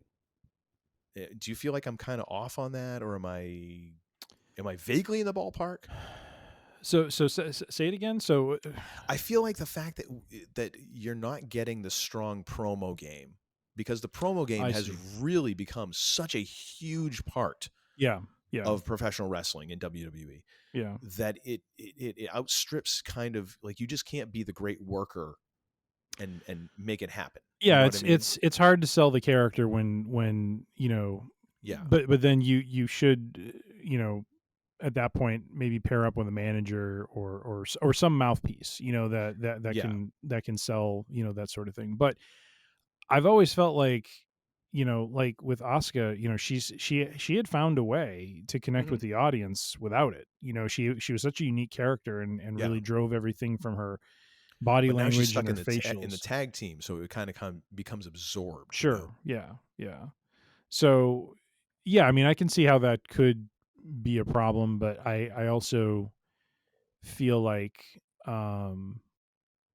they've done a good job with Damage Control, at least as a faction, to kind of have that be kind of the character, and not have it necessarily be about any one of them, but kind of the collective. So, but that's my observation on it. Yeah, I feel like they've kind of cracked, or they started to crack it with Shinsuke, where doing the subtitled promos, but then also allowing him to shift from his native language into English, almost as an emphasis. Yeah, and it was very much like the if you've watched Kill Bill, when oh my gosh, I can't remember. Orishi. Oh, I'm forgetting her name. Yeah. Is that Lucy Liu's character you're talking about? Yes. And she comes to that point where she's like, just so you know how important this is, I'm going to speak this in English. And then she delivers the rest of her monologue in English, almost like this is for emphasis. Yeah. Yeah. And allowing Shinsuke to do that, where he would all of a sudden break into English just to be like, I want you to know how serious this is, that I'm going to say this so that you understand it. I'm hoping that they can find other ways to do that with characters like Io Sky, because I feel like she does deserve it. I think she's a really good worker. Do you realize we haven't talked about the match at all? The thing is, like, I'll be very honest. I was getting very weak at this point in terms of notes. It's okay. I can fill it if you need me to. I know, and I blabbed. I'm sorry. If I had a ruler right now, I'd smack my own wrist. That's fine. That's fine. I did have a note that Io with a moonsault to the outside was really good. It was. So Bailey, I thought, did a great job. That's your one note. Good Lord. No, I had like crowd is very invested in Bailey. That's your two notes. I had a third one for the finish. I'm gonna hold off on that one. All right. Overall with the match, I'll just run through it real quick. It was, again, good back and forth. Bailey was selling a right knee, fairly early, and Sky capitalizing on it. Io Sky having just some great aerial maneuvers, the moonsault, great missile drop kick, nasty sunset flip into the turnbuckle. I forget if that was Bailey doing it. I unfortunately I don't note who it's happening to sometimes, so I'm not sure who took it, but it was there was some nasty German suplexes by the ladies, which looked really good. Great reversal of Bailey's elbow drop from the top into a crossface. I thought that was really well done by Sky. Yes, I do remember that. Some really great submission spots in this match. Yes. Great energy when Bailey did the Bailey to belly suplex finisher. But again, near fall there. Great near fall when Sky tried putting her away with the moonsault. She had a great moonsault on her and still couldn't put her away. And then great finish with Bailey hitting her big three moves. Especially that one, what was it called? Like the rose petal or something like that? The rose plant. The rose plant. Okay. Which I really haven't seen. Again, I haven't either. The weekly TV, but yeah, it kind of looks gnarly. Which I was like, yeah. She starts with the arm, and then she like drives the person's head into the mat with this like flipping maneuver. It's kind of crazy. And that's what I dig about like a good finishing maneuver. And if I might put in my Paul, may I call you Paul Triple H? Because I know you're talking to me. I'm like, Paul, no. Sure. I was Mark last week, so I may as well be Paul. Good Lord. Oh my gosh. The man who polished off bottles in recordings is giving me a hard time. Mr. Levesque, if I may, I know you can't do it immediately. Can we start bringing back the absolute devastation that is the DDT? Because when you think about it, the sheer mechanics of this should be a done deal. And yet everybody does it, and it's like a nothing move now. Can we start bringing that down? Like, again, just tell people they need to increase their move sets. Like, start learning one move per fracking quarter. And ease off on the DDTs and make it more of because it should be a thing. And the same thing with like a finisher like the Rose Plant. Like, it's one of those things. It just looks gnarly. Keep it that way. Don't like overuse it. Yep. Yep. But yeah, no, I agree. The big elbow, the Macho Man big elbow, which dude, I just pop hard for that because just seeing Bayley fly off the top and knowing how much of a fan and lover of pro wrestling she is, like you can tell she's just in her head, like knows like I'm doing this for this and all that. Great combo. Bayley wins. I give this 4.25 stars. The crowd was so into this. Oh yeah, crowd has been so invested in Bayley. You know, and I, oh my gosh, I don't. It was so like going through her accomplishments in the hype package before the match. I was like, I forget how like decorated of a wrestler she is. You know, you think of like Charlotte Flair or Becky Lynch or good God, Bayley is, you know, in some ways it's almost the Bret Hart of the women's division. Like you just forget how fracking good she is until you watch her and then you're like, oh yeah, my bad. Very but nice. Yeah, 4.25 stars. What do you got this one at, sir? I actually put this at 4.5. I thought it was really, really well done. This is one of the stronger matches of the evening of the event. But that does put me. So we both chose Bayley to win. So we got the winner. But my 4.5 puts me, I think, 0.75 off the pace. And what was your rating? What'd you have this one at? I had mine at 3.7. So my original pick was 3.75 stars. Wow. Okay. 3.75. I didn't know if this was going to live up to the hype with Io. I had some concerns about her performance and it maybe dragging down the match a little bit. But but no, this was well done by both ladies. So 4.5, which puts me about 0.75 off the pace. You had 4 stars as your original pick. What was your final? 4.25. So you're a quarter. All right. So you get the points. And again, that's. I just want to make. I want to make sure people understand. Like this is not throwing any shade. Like this is just a matter of like, once you cross that 4-star rating, it's like just how good do you think it was, and it's subjective from there on. I mean, yes. Hell of a match. Could have easily main evented night one had you not had the main event of night one. Oh. I would have been so happy with this as the main event of night one. Absolutely. Like this, quite honestly, this WrestleMania, an abundance of riches.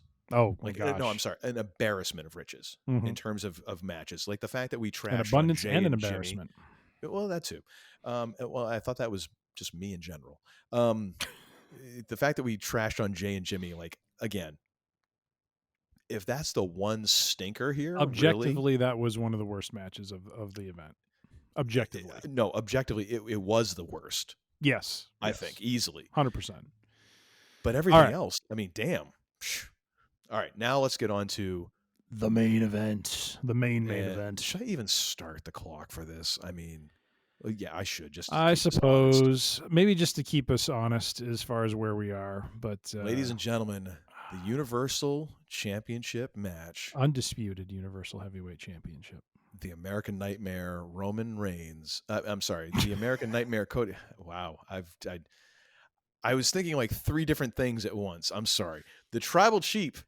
The Wise Man, American Nightmare, Tribal Chief, Cody Rhodes against Tribal Chief, Roman Reigns versus, if you will, the American Nightmare, Cody Rhodes. Even if you won't, it still is. Dude, Cody Rhodes, the entrance for this with the mask and everything, and then fracking Brandy coming out of nowhere. Yeah. Yep. Nicely done. Again, I'm like, I almost jumped off the couch as much for that as like Steph. I'm like, wait a minute. Yep. Where did this come from? And of course, we got Mama Rhodes back in the house. Thank goodness for that. And apparently she took Drew McIntyre's ladies' seat because they were in the exact same spot. Apparently, it was special persons who know the challenger or champion. Once again, one of those things that just somehow slipped up in a meeting because those are the exact same fracking seats. Yeah. They didn't change midway through the event. Dude, I always love, as a musician, seeing a group like an orchestra playing live in a stadium and there's no microphones present anywhere. Yeah. with crystal clear audio. Yes. You don't need to do that for Roman Reigns. Just have him walk down. It's fine. You I don't thought need it was to do it. I thought it was a great touch to have some kids playing, It was and nice. I'm happy for them and everything, but it's just, to me, it just comes off as so fake because there's no microphones, there's no nothing. It's like, it's not even them playing. But he doesn't good like for Roman them. Reigns. He doesn't like anything with Roman Reigns. I got to say, I was looking from, well, I was going to say night 1 to night 2, but for me, it was like, a couple hours earlier. I was actually looking more forward to this match after the tag team match because I had felt like there was a few extra wrinkles in the Roman Reigns character just from that match. So I was at least feeling like it's not going to suck as much. Yep. So, that's where I was. And we are under Bloodline rules, ladies and gentlemen. Anything goes. Which I was a little surprised to not see the Bloodline walk the aisle with him. I thought this was going to be a situation where they were going to be present ringside. Yes. So I was pleasantly surprised it was just him and the Wise Man, and we actually got kind of a straight up one-on-one match for at least the first half of it, and then it just degenerated into bedlam. True. I would almost say it's almost like 2/3. It felt an awfully long time because I kept on thinking in the back of my head, like, where's Solo? Where's Jimmy? Where's Seth? Like, this is gonna devolve into a schmoz at some point, right? You knew it. Honestly, like, Samantha Irving, good. by the way, amazing intros. I know we said this already, but we got to say it again. She was on point introducing both of these gladiators, and it was wonderful. I was so hoping they weren't going to do the announcer switch from night 1 to night 2. And when I saw that she was on for night 2, I was like, thank goodness. Yep. Gold standard. Standard. Oh yeah. She's amazing. And I love how when she, because she has that extra gear. Like, some of the matches get 3rd gear. Most of the matches get 4th gear. The special matches go to 5th. Oh yeah. And this was one of those matches, and it was like, Michael Buffer, you just grab your hat. You don't even need to show up. We don't need you. Sam's doing the job. Yep. And oh my gosh, so good. Again, I would have preferred an if you will, but it's a quibble. We can overlook that. We can overlook that. I felt like this, it was good. It was good. And for me to say that about a match that Roman Reigns is involved in, like, it felt like the pacing was good. It didn't feel like it dragged down too much. I was relatively happy. I feel lost, honestly, now. I need you to help me here because I don't know what to do. I'm used to just crapping on Roman Reigns. Him. Good Lord. I don't know what the hell to do, Tim. Help me here. Well, here's what I thought about the start of the match. I love that they did the normal routine with Roman being cocky. I liked Cody pulling out the table, Roman throwing it back under the ring. And then that was the biggest heel move in freaking in Philly that you could possibly have. Putting the table back under the match and giving him a Dikembe Mutombo. Like, no, not going to happen. But then 2 minutes later, pulling a kendo stick out and going to town on Cody, I thought, and then him just being like, yeah, I'm the tribal chief. I thought it was great.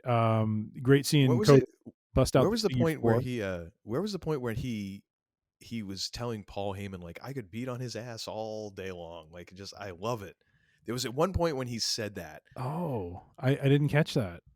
I think it was after the point you were just going to make, and I'm sorry to interrupt you because you were going into one of the highlights for me of the match. Was Cody throwing the figure 4 on? And giving a woo. Oh, absolutely. Like, totally telegraphing, which is great when you consider just the fact that, like, it's Ric Flair, but also the fact that Ric Flair and Cody's Dusty dad, Rhodes. Yep. I mean, come on. Yep. I don't know what I was thinking when I wrote this. I have nice outside action with Cody getting shots in. So I don't know if they were outside the ring and he was just laying in some good shots or something. I don't know what that was about. Reigns dominating and smack talking is great. Trading kicks. The double close. Yeah. So they traded kicks. And then they did that double clothesline. The double spot. down. Yep. Which was funny because it's too bad our roving reporter isn't here because she happened to walk in at that point. And she's like, well, that was kind of dumb. And I'm like, true. Fair enough. You know, enough. in a logistical sense, yes, but in a kayfabe sense, it's fantastic. It is. It is. But yeah, I thought the pacing of the match was good. There was nice back and forth. They both hit each other's finishers. I love, like Reigns doing the crossroads. I love, Cody. Oh, that was great. Hitting the spear, and that resulting in near falls. Did you notice that McAfee called who's the referee? I can't remember, but he called him Little Nate, which I remember from back in the day. Yeah. Is it Charles Robinson? Charles Robinson. Yes. I love how you referred to him as Little Nate because again, Yes. he's like ageless. Yes. Like, obviously, this dude is bleaching his hair within an inch of its life. He looks the same as he did back in the late '90s when he was refereeing. It's incredible. So God bless him. He's like a golden retriever. He just doesn't age at a certain point. No. But I thought that was hilarious. How because I remember seeing him at the beginning of the match. I'm like, I know that guy. Yes. It's like, actually, he's not the senior official if we really go by timeline, because I'm pretty sure this dude's been in the ring more than that other dude, but whatever. Yeah, that was fantastic. I was another one of those things where I'm like, I'm sure, I just wonder like what those those like debriefs are like with Triple H afterwards with McAfee. Like, okay, here's the 10 things we'd really like you to not say. Here's the 5 things that I'm sure you're going to continue to say no matter what I say. So here's the 5 things that I definitely don't want you to say. Yeah. Because he just seems like a real loose cannon. Yeah. And of course, I just did the gong just for giggles. We're not going to shortcut this one. Yeah, the trading finishers, which was a very nice touch. We got 2 guillotines from Roman. Yep. Neither one of them where he did the stupid thing where he left his feet. I at least appreciated that, where he kept his feet, because to me, again, if he leaves his feet, just fall on him, and that's the logical move. Thank you, Roman, for listening. The other Paul, of course, is also a loyal listener, Mr. Heyman. Thank you, Paul. Thank you, wise man. Yes, my wise man. And then we get into the finish. Can you lead through this? Because honestly, I was geeking out so much to this. I did not take any notes. I meant to rewatch it today, and I just did not get around to it. Yes. So we have Cody start to do, I think he was starting to do Crossroads, and we have Jimmy.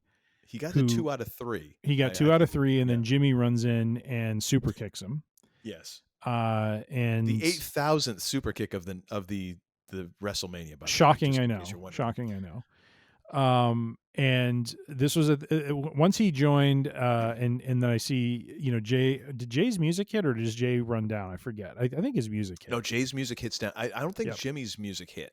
Yeah, Jimmy came in with no music. Jay has music. He comes running down, and they start brawling. Him, Oos. It's just him. And so they start brawling. They go up the ramp, and then Jay basically spears Jimmy off the ramp through some tables that are on the side there, which I thought, and that's what I was thinking too. I'm like, wouldn't it be great if he like just throws him off the ramp to like neutralize him? Yeah. But as soon as Jay starts coming down, of course they had to fight the quarter mile back up the ramp. Yes. Yeah, because it's not a short distance. But I texted Uncle Todd. I'm like, all I texted was on your left. Here we go. This was the end game that we talked about, and sure enough, actually, Jay neutralizes Jimmy. Can I just pause for a second, because just to contrast this moment between this and was it the Go Home SmackDown or the Go Home Raw, where a similar thing happened, where Jimmy and Jay brawl back up the aisle. They go back into under the Titan, what used to be called the Titantron. Okay. Remember back in my days, we used to have a Titantron. Indeed. Not a big old LED screen. And all of a sudden you see Jay get thrown out and The Rock comes walking out, which was one of those things where it's such a badass power move. Like, yeah, Jimmy, move out of the way. Smack. And then Jay's just done, just from Rock throwing him out, which was great, funny. Which I thought was gonna be happen again. But the fact that they went through the tables, I'm like, we got to send the people in Philly home happy. We do. Somebody, I mean, there's got to be multiple people going through tables. We do. But that was great, and yes, you did. You called it on the left. It was good. Like, it's all hands on deck. Yep. So Jay neutralizes Jimmy, and then once again Cody starts to run through the 3 crossroads, and then we get Solo, who runs in and gives him the Samoan spike. And then, interestingly enough, Solo's like yelling at Reigns. He's like, "Finish him, finish him!" And Reigns is like, "I'm going to leave me alone." Yeah, which makes me wonder what that, like, what are they planning for Solo going forward? That's what's because gonna be there's interesting. dissension in the ranks. Yeah, if we're going to see the tribal heir want to claim his prize. I mean, Solo's been on a hell of a losing streak. Like, someone actually calculated out. It's like he's like 0-35. Yep. But he point also now. a few months earlier took, or I forget if it was like late last year or early this year, but he like pinned John, like he had a squash match with John Cena in Saudi Arabia. Like he went in there and squashed him with, like, he just like kept doing Samoan spikes to him and just put him away. It was like everyone was like, what the heck was that? But that was, I think, part of their way of booking him as a monster, and then they have him go on the losing streak, which it's like, oh geez. Which can we just for a moment pause and rewind back to Paul Heyman's Hall of Fame speech, where he was talking to his children, very lovingly talking to his children, like to such a point where it literally it almost brought tears to my eyes, because it's one of those moments where I'm like, I kind of get it. Like, someone says things the way that you wish that you could have, and then you're like, I just want to repeat this to my children, like this idea of like, I'm an orator, my father's a better orator, and all this, and I will never find the words to tell you how much I desperately love you. And that's like, I think that's most parents' expression. Like, they wish they had been able to say that first, and then they're like, now I have to have them watch the Heyman promo, and they're going to see the Rob Van Dam weed reference, and damn it, now I'm going to completely sidetrack their life. But the idea that he's like, and if anyone screws with you backstage, remember that you're sitting 2 seats down from Haku. That was great. That was such and it's a great. similar to like Solo, because Solo is kind of that Haku character. Like, yeah, this is a guy who he might kill you by accident. You don't know. Yep. You're rolling the dice when you're out there, and I hope they lean more into that now. And I get it. Like, they kind of had to have him go through that point, and he's the cannon fodder and all that. But I'm hoping that they're going to start building that character, because I think it could work.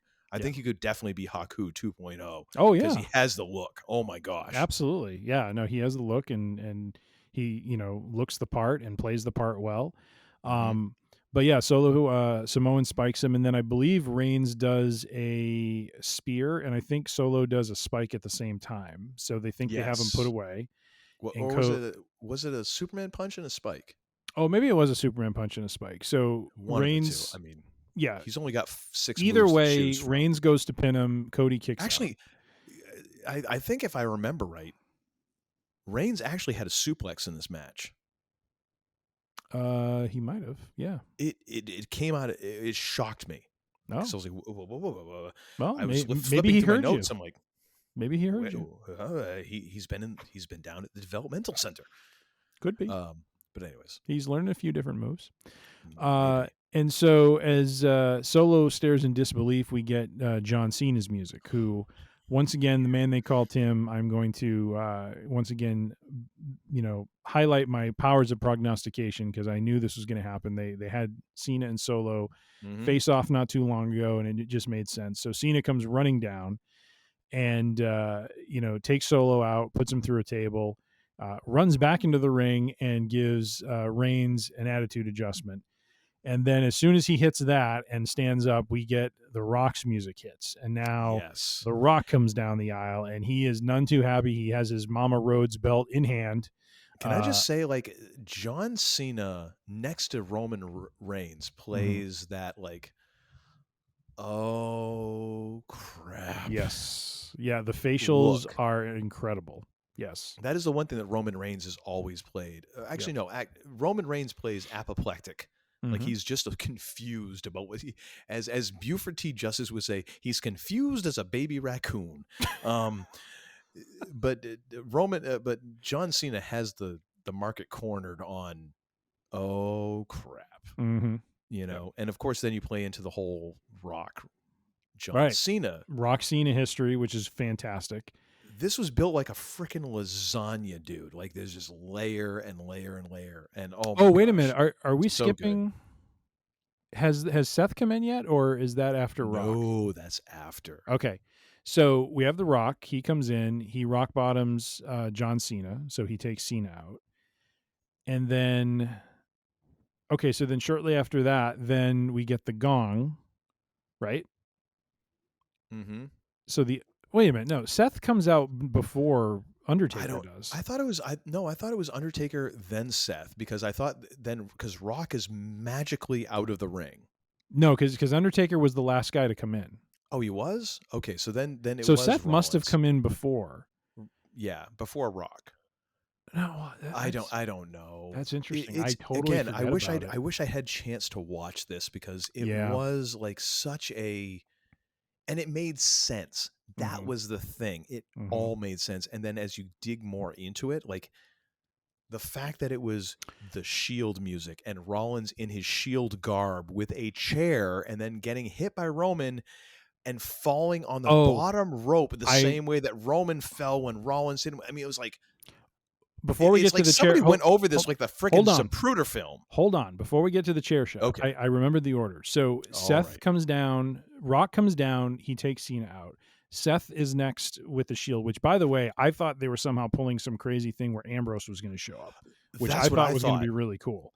I was like, how is this working? Because, I mean, isn't he like still under contract? Yes. Which at this point, considering what CM Punk has said, like, Tony's a clown, he'll allow it. Yeah.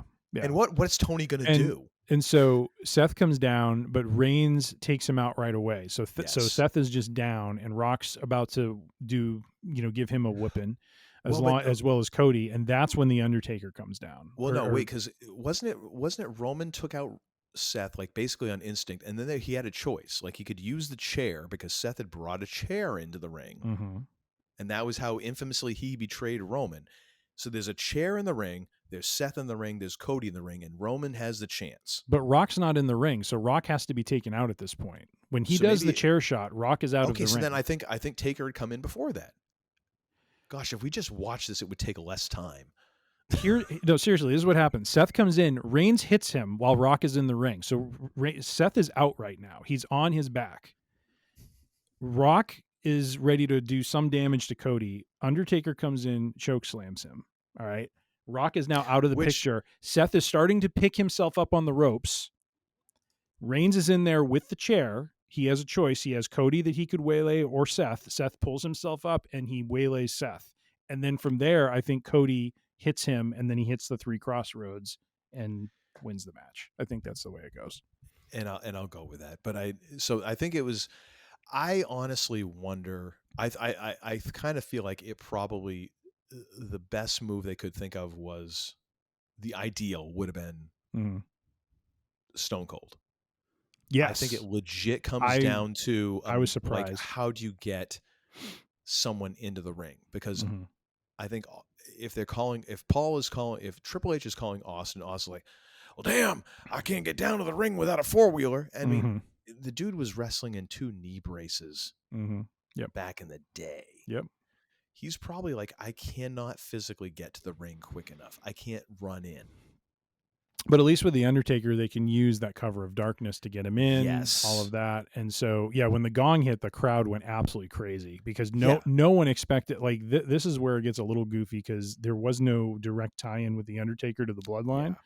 Yeah. But other than the fact, because Rock had never had like infamous feuds. His feuds with Austin were much more famous than anything he had with The Undertaker.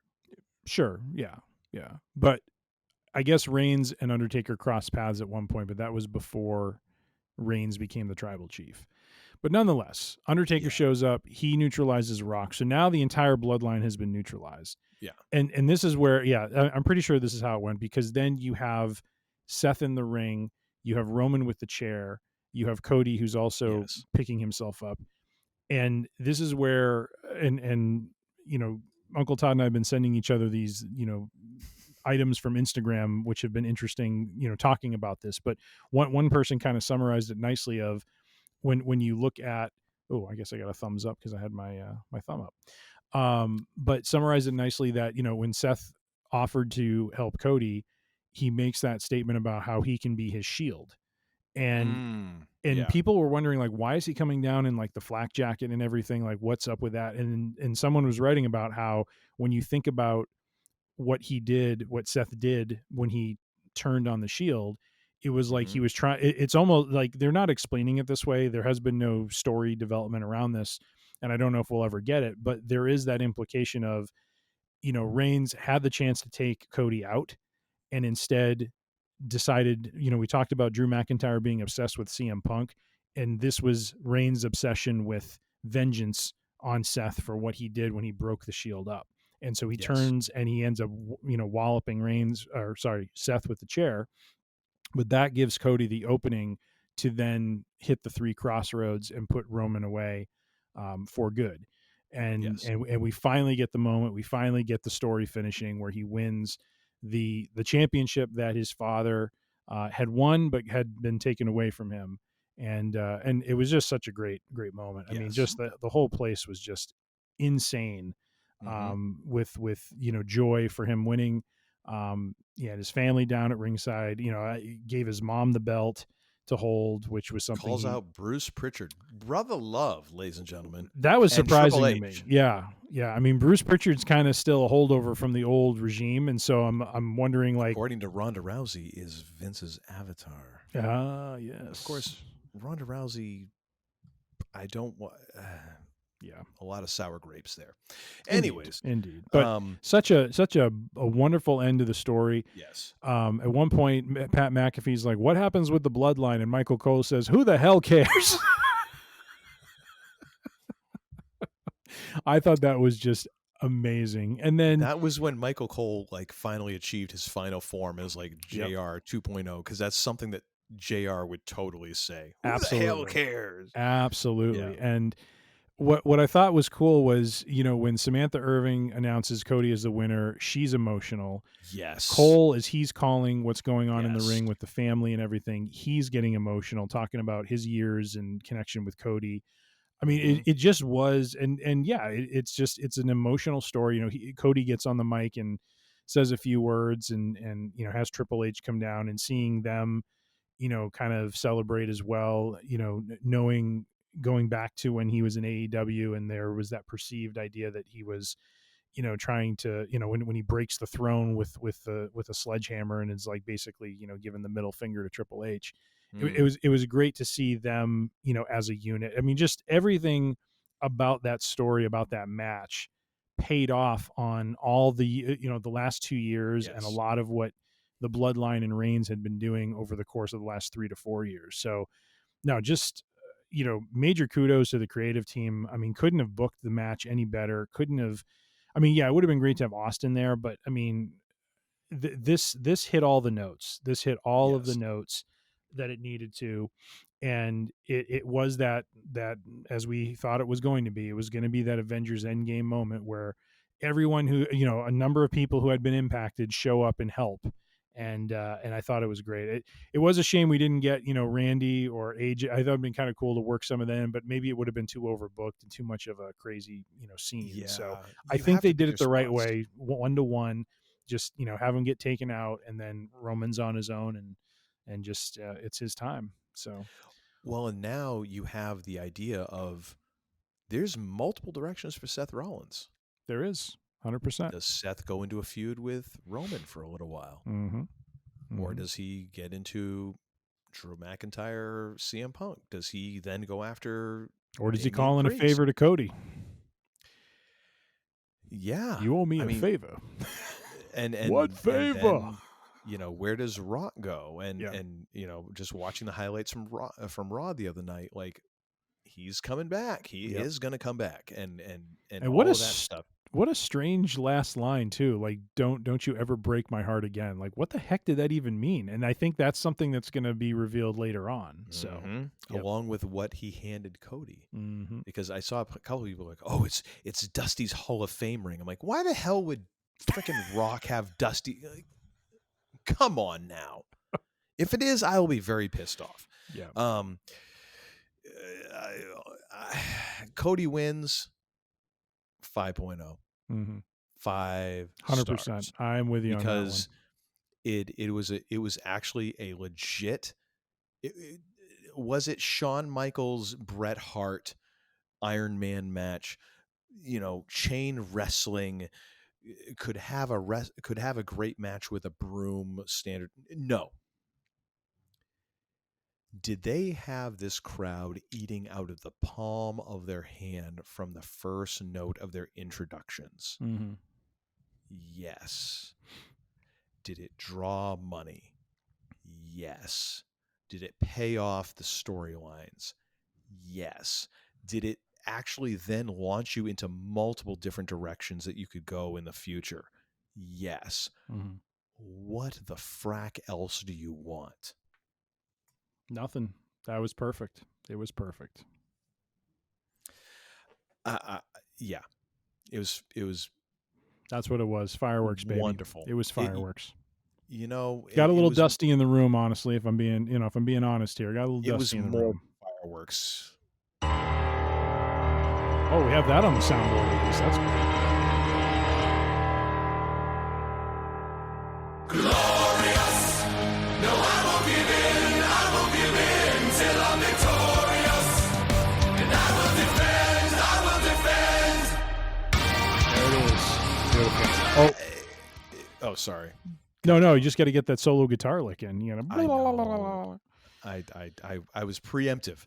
All right. Yeah. So how do we turn out on this? And we'll get the results on this because I'm not going to make you tally this. Or no, I tallied it already. I tallied it while you were talking. Oh, good.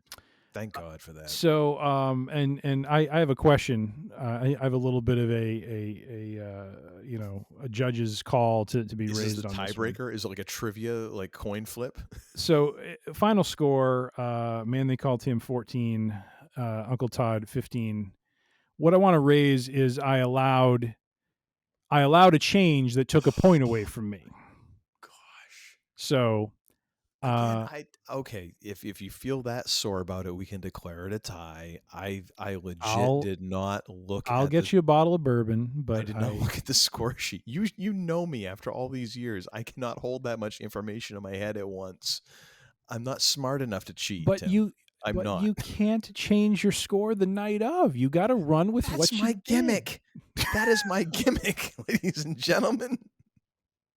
I am an agent of chaos. It's 10:40. We got 11:40 your time. How are you not getting in trouble? I thought you have to wrap things up early. Is it spring break week or? Oh gosh. Oh my gosh, I got a great story about that. I'll tell you after the show. Oh, boy. All right. But so, ladies and gentlemen, I have to ask the man they call Tim because let's face it. Of the two of us, yes, you are much more the professional wrestling WWF/WWE aficionado. Mm-hmm. Yes. Greatest WrestleMania ever? I think so. I mean, I know there's probably some recency bias here because it just happened, but I mean, I don't know that I've seen a main event that had that level of complexity in terms of a story. Yes, you can look at Hogan Andre, you can look at WrestleMania 3 and say that was probably one of the best, even from a story perspective. But this was years in the making, and those 2 years they invested to make Cody a viable, believable, connected babyface champion is, paid off in a major way. And then on top of it, you had, sorry, hold on. I thought I heard something. But then on top of it, you also had, just a lot of great undercard matches as well. Yes. And well, that's I don't remember a WrestleMania lineup as strong as that. Yes. Except for maybe, I'm trying to think if that 14, 15, 16, 17, maybe 17. I thought 17 or 18 was a really strong card. I don't remember, but when was they went to two nights? That's got to be the last. That 3-4 years, right? That started during COVID, I thought, or just after COVID. So yeah. Well, no, it was COVID because it was the first. That was the Undertaker Boneyard match. Yeah. That was 2 nights. Yeah. So I think it's only been a couple of years. Yeah. That's a determining factor because you can pick a lot of great main events or even a couple of show stealers, top to bottom, with the exception of the Usos match. Mm-hmm. Solid card, dude. Absolutely. Absolutely. I literally this is the stress test. I watched 8 hours. 8 fracking hours. Yeah. Of professional wrestling on Sunday. Yep. Almost in a row. Maybe like a 30-minute intermission. For a shower. And I was in it. Mm-hmm.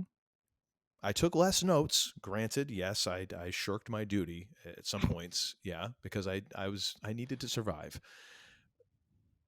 But I'll be damned if I wasn't into the matches. Yeah. I was taking less notes because I was trying to focus on my enjoyment of the matches. Yeah, I'd agree. Yeah, greatest WrestleMania of all time.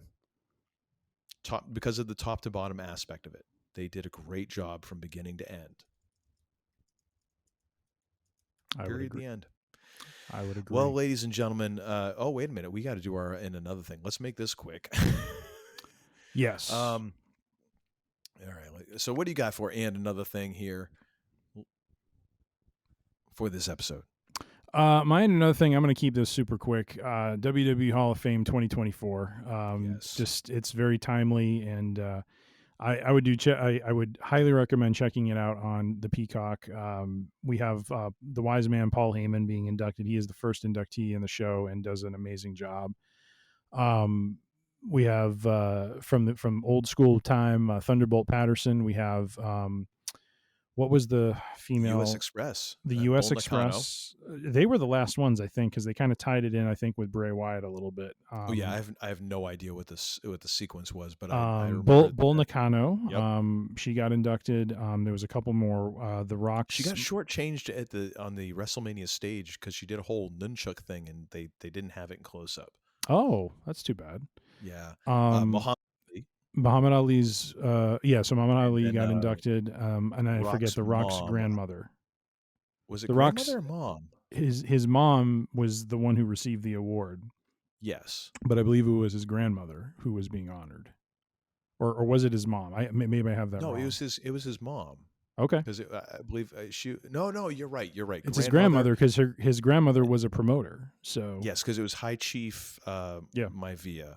Yep. Who passed away, and then she became the promoter. You're right. Correct. So I haven't watched the whole thing all the way through, but what I've seen up to this point, very well done. Just a great time to honor some some talent that preceded my getting into wrestling, and some that I remember experiencing and seeing when I was a kid, or in middle school or high school. So do check it out. If anything, Paul Heyman is he does not disappoint in his speech. It is a Paul Heyman classic, and is an exemplar of how anyone should do a speech to sum up the long career that they have had. Two things to remain from the Paul Heyman promo / speech. Yes. One where he welcomed the class of 2024 to the Paul of Fame. Yes. Did you notice that? I did notice that. That was funny. Son of a bitch. And also the moment where he wished his mother and then wished his father were there to see him, because I remember the first words out of his mouth during his documentary, which is so worth your viewing, where he talks about, I am the schmuck son of two remarkable people. I'm paraphrasing the second part of that. Yeah. But how much love and respect he has for his parents. Yep. And the fact that he even talked about, I have been an orator for 40 years, and my father was an even greater orator than I could ever be, and all of that. And when he got to that moment, it got to that emotional level of when, if you rewatch Bobby the Brain Heenan's Hall of Fame speech, when he gets to the very end, he's like, there's only one thing that can make this better. I wish Monsoon was here. Yes. And he's legitimately breaking down because he misses his friend. Yeah. And you could tell in that moment that Heyman wishes, not because he wants it as a point of pride, but just because he's like, I just wish they could be here. Mm-hmm. I wish they could be here because I wish I could share this moment with them. Yep. And I love the interaction that he had with his kids back and forth. The thing where he's like, I asked Rob Van Tam, and he was like, yes. Then I asked my son Jacob, and he was like, ask Van Dam. And he's like, the rest of the stash is in the car. I'm like, oh my gosh, Paul, come on. Like, yeah, you could tell, like, you could see they showed his kid again. I'm like, he's like 3/4 red. Yep. Like, Dad, you promised you weren't going to make any jokes at my expense. Yep.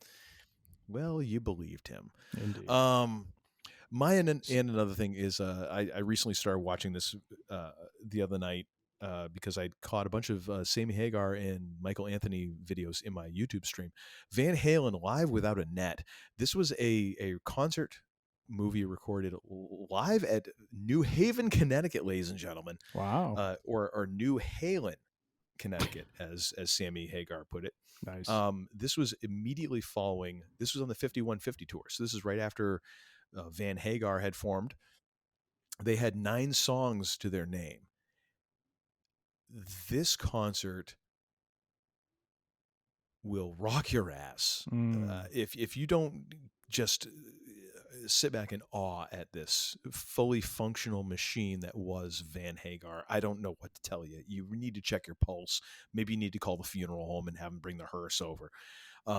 Just 4 guys who look like they're having so much fracking fun together. Yeah. And just going for it.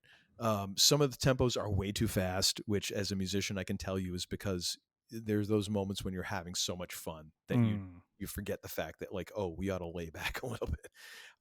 But such a great document of what was Van Hagar and the birth of that, and then kind of going forward. Nice. And I was telling the man they called Tim, I had a clear memory of going to my local video rental store back in the day of VHS, kids, cassettes, be kind, rewind, and seeing this, and I did not rent it. Then again, maybe I did. I don't know. I have very little recollection of this. I just remember watching this movie at some point and just going, oh my God, this is one of the greatest rock bands of all time. By all means, watch it on YouTube in high def. You will not regret it. If you're just like, meh, I don't know what to tell you. Just go get a soul transplant. But ladies and gentlemen, we are so way over time right now. I want to apologize to everybody. It's my fault. It's my fault. The man they call Tim, he's a responsible citizen. He's a good man. He's a good human being. He is a mensch, as I have said many times. Neither one of us is Jewish, but I'm still going to apply that. He is a mensch, if there ever was one. It's all of my fault. Appreciate it. I will take all this on, and I'm used to that because I'm an only child. I'm used to taking all the blame. So, ladies and gentlemen, if you would, please do us the honor of subscribing to our YouTube channel. That's where you can watch us for all of our episodes. Like and subscribe. As all the kids say, mash that subscribe button. Indeed. Whatever the frack that means. You can find us on the YouTubes as well for all of our high def shenanigans. If you would like the audio only version, if only not to stare at our mugs for 3 hours, it's hard. I totally understand. Go to freerangeidiocy.com. You can download all of our episodes there on the Podbean app. You can also go to Apple Podcasts. You can go to Spotify. You can go to Pandora. You can't go to Google Podcasts anymore, because that's no more, and we done shut them down. We're probably part of the sinking ship that dragged that down into the suck tide that is the internet. Amen. If you have any thoughts, concerns, or questions, you can send those to Tim at freerangeidiocy.com. He will respond to you in kind. If we can always use some thoughts about what would be good shows for us to do. Send those to him. He actually cares. I don't. You can also find us on the social medias. We are on Facebook. We are on the Instagrams. We are on YouTube. All of those are at Free Range Idiocy. If you're wondering, hey, are you on Twitter? Hell no, we're not on Twitter. Elon can go suck my SpaceX. To just paraphrase Paul Heyman from his acceptance speech. Oh my. Oh my. And now, ladies and gentlemen, I'm going to hand this over to I was going to say slightly less idiotic, but let's be honest, the much less idiotic portion of this show.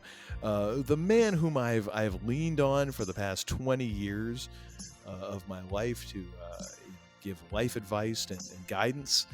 That's why I'm going nowhere and nowhere quick. But, he seems to be doing very well. So good for him. But not before I ask the second most important question in all of human history. The first, of course, being, what is hip? The second being, what in the ever-loving hell did we learn this episode, if you will? We have learned the following. We have learned that Uncle Todd would like Samantha Irving to please work, if you will, into one of Cody Rhodes' introductions. I just wish Samantha Irving would work, would be there whenever I enter any kind of room. Just to give me an intro. Oh my gosh, my self-confidence would be unbearable at that point. We have also learned that Uncle Todd is much more observant when watching these premium live events than the man they call Tim. He spotted 4 crosses and a partridge in a pear tree. And the signs as well. And the signs as well, yes. Some very good astute observations by Uncle Todd.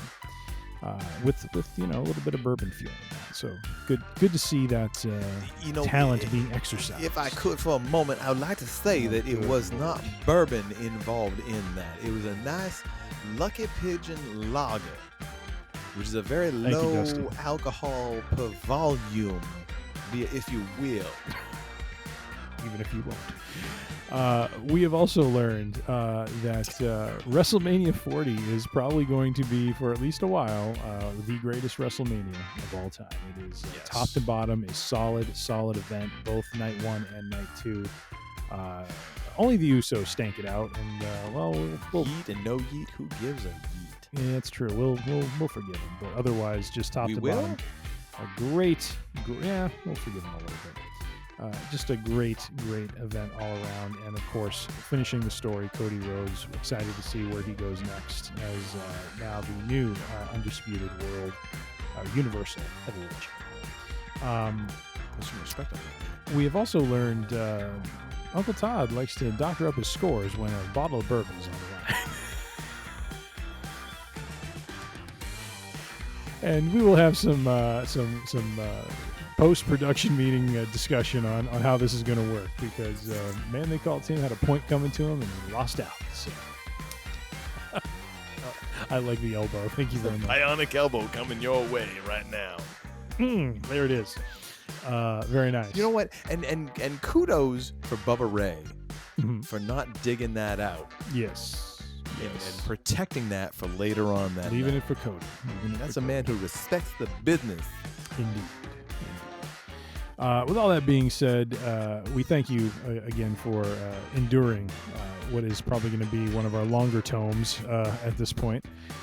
But as we like to one of our longer non-BSG tomes. That is true. It's been a long time since we've done one of these, and quite honestly, I hope it's a long time until we do one this long, because I'm ready for bed. But all that being said, be safe, be healthy, be kind, be good to one another. You don't have to go home if you can't stay here. Do we have the CM Punk music to close us out, sir? No? You know, here's the thing. Oh, good. So, could you just play the music? Well, here's the thing. Because Tim still doesn't understand this, that I add all these things in post-production. That I take time and I listen. You don't cut and paste? And okay. I find, nice callback. Nice I'm not letting that go for a long time. All right. And there you go. But I add that in. But you know what? Just for you. Thank you, my friend. I appreciate it. The ring is closed, ladies and gentlemen. See you. Look in my eyes. What do I see? Is it called personality? What do you see? The cult of personality. I know your anger. I know your dreams. Stuff. I did everything you want. Oh, you get cracking confetti.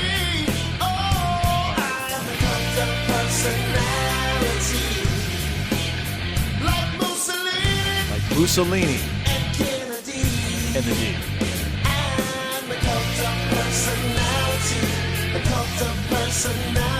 Now get the hell out of here!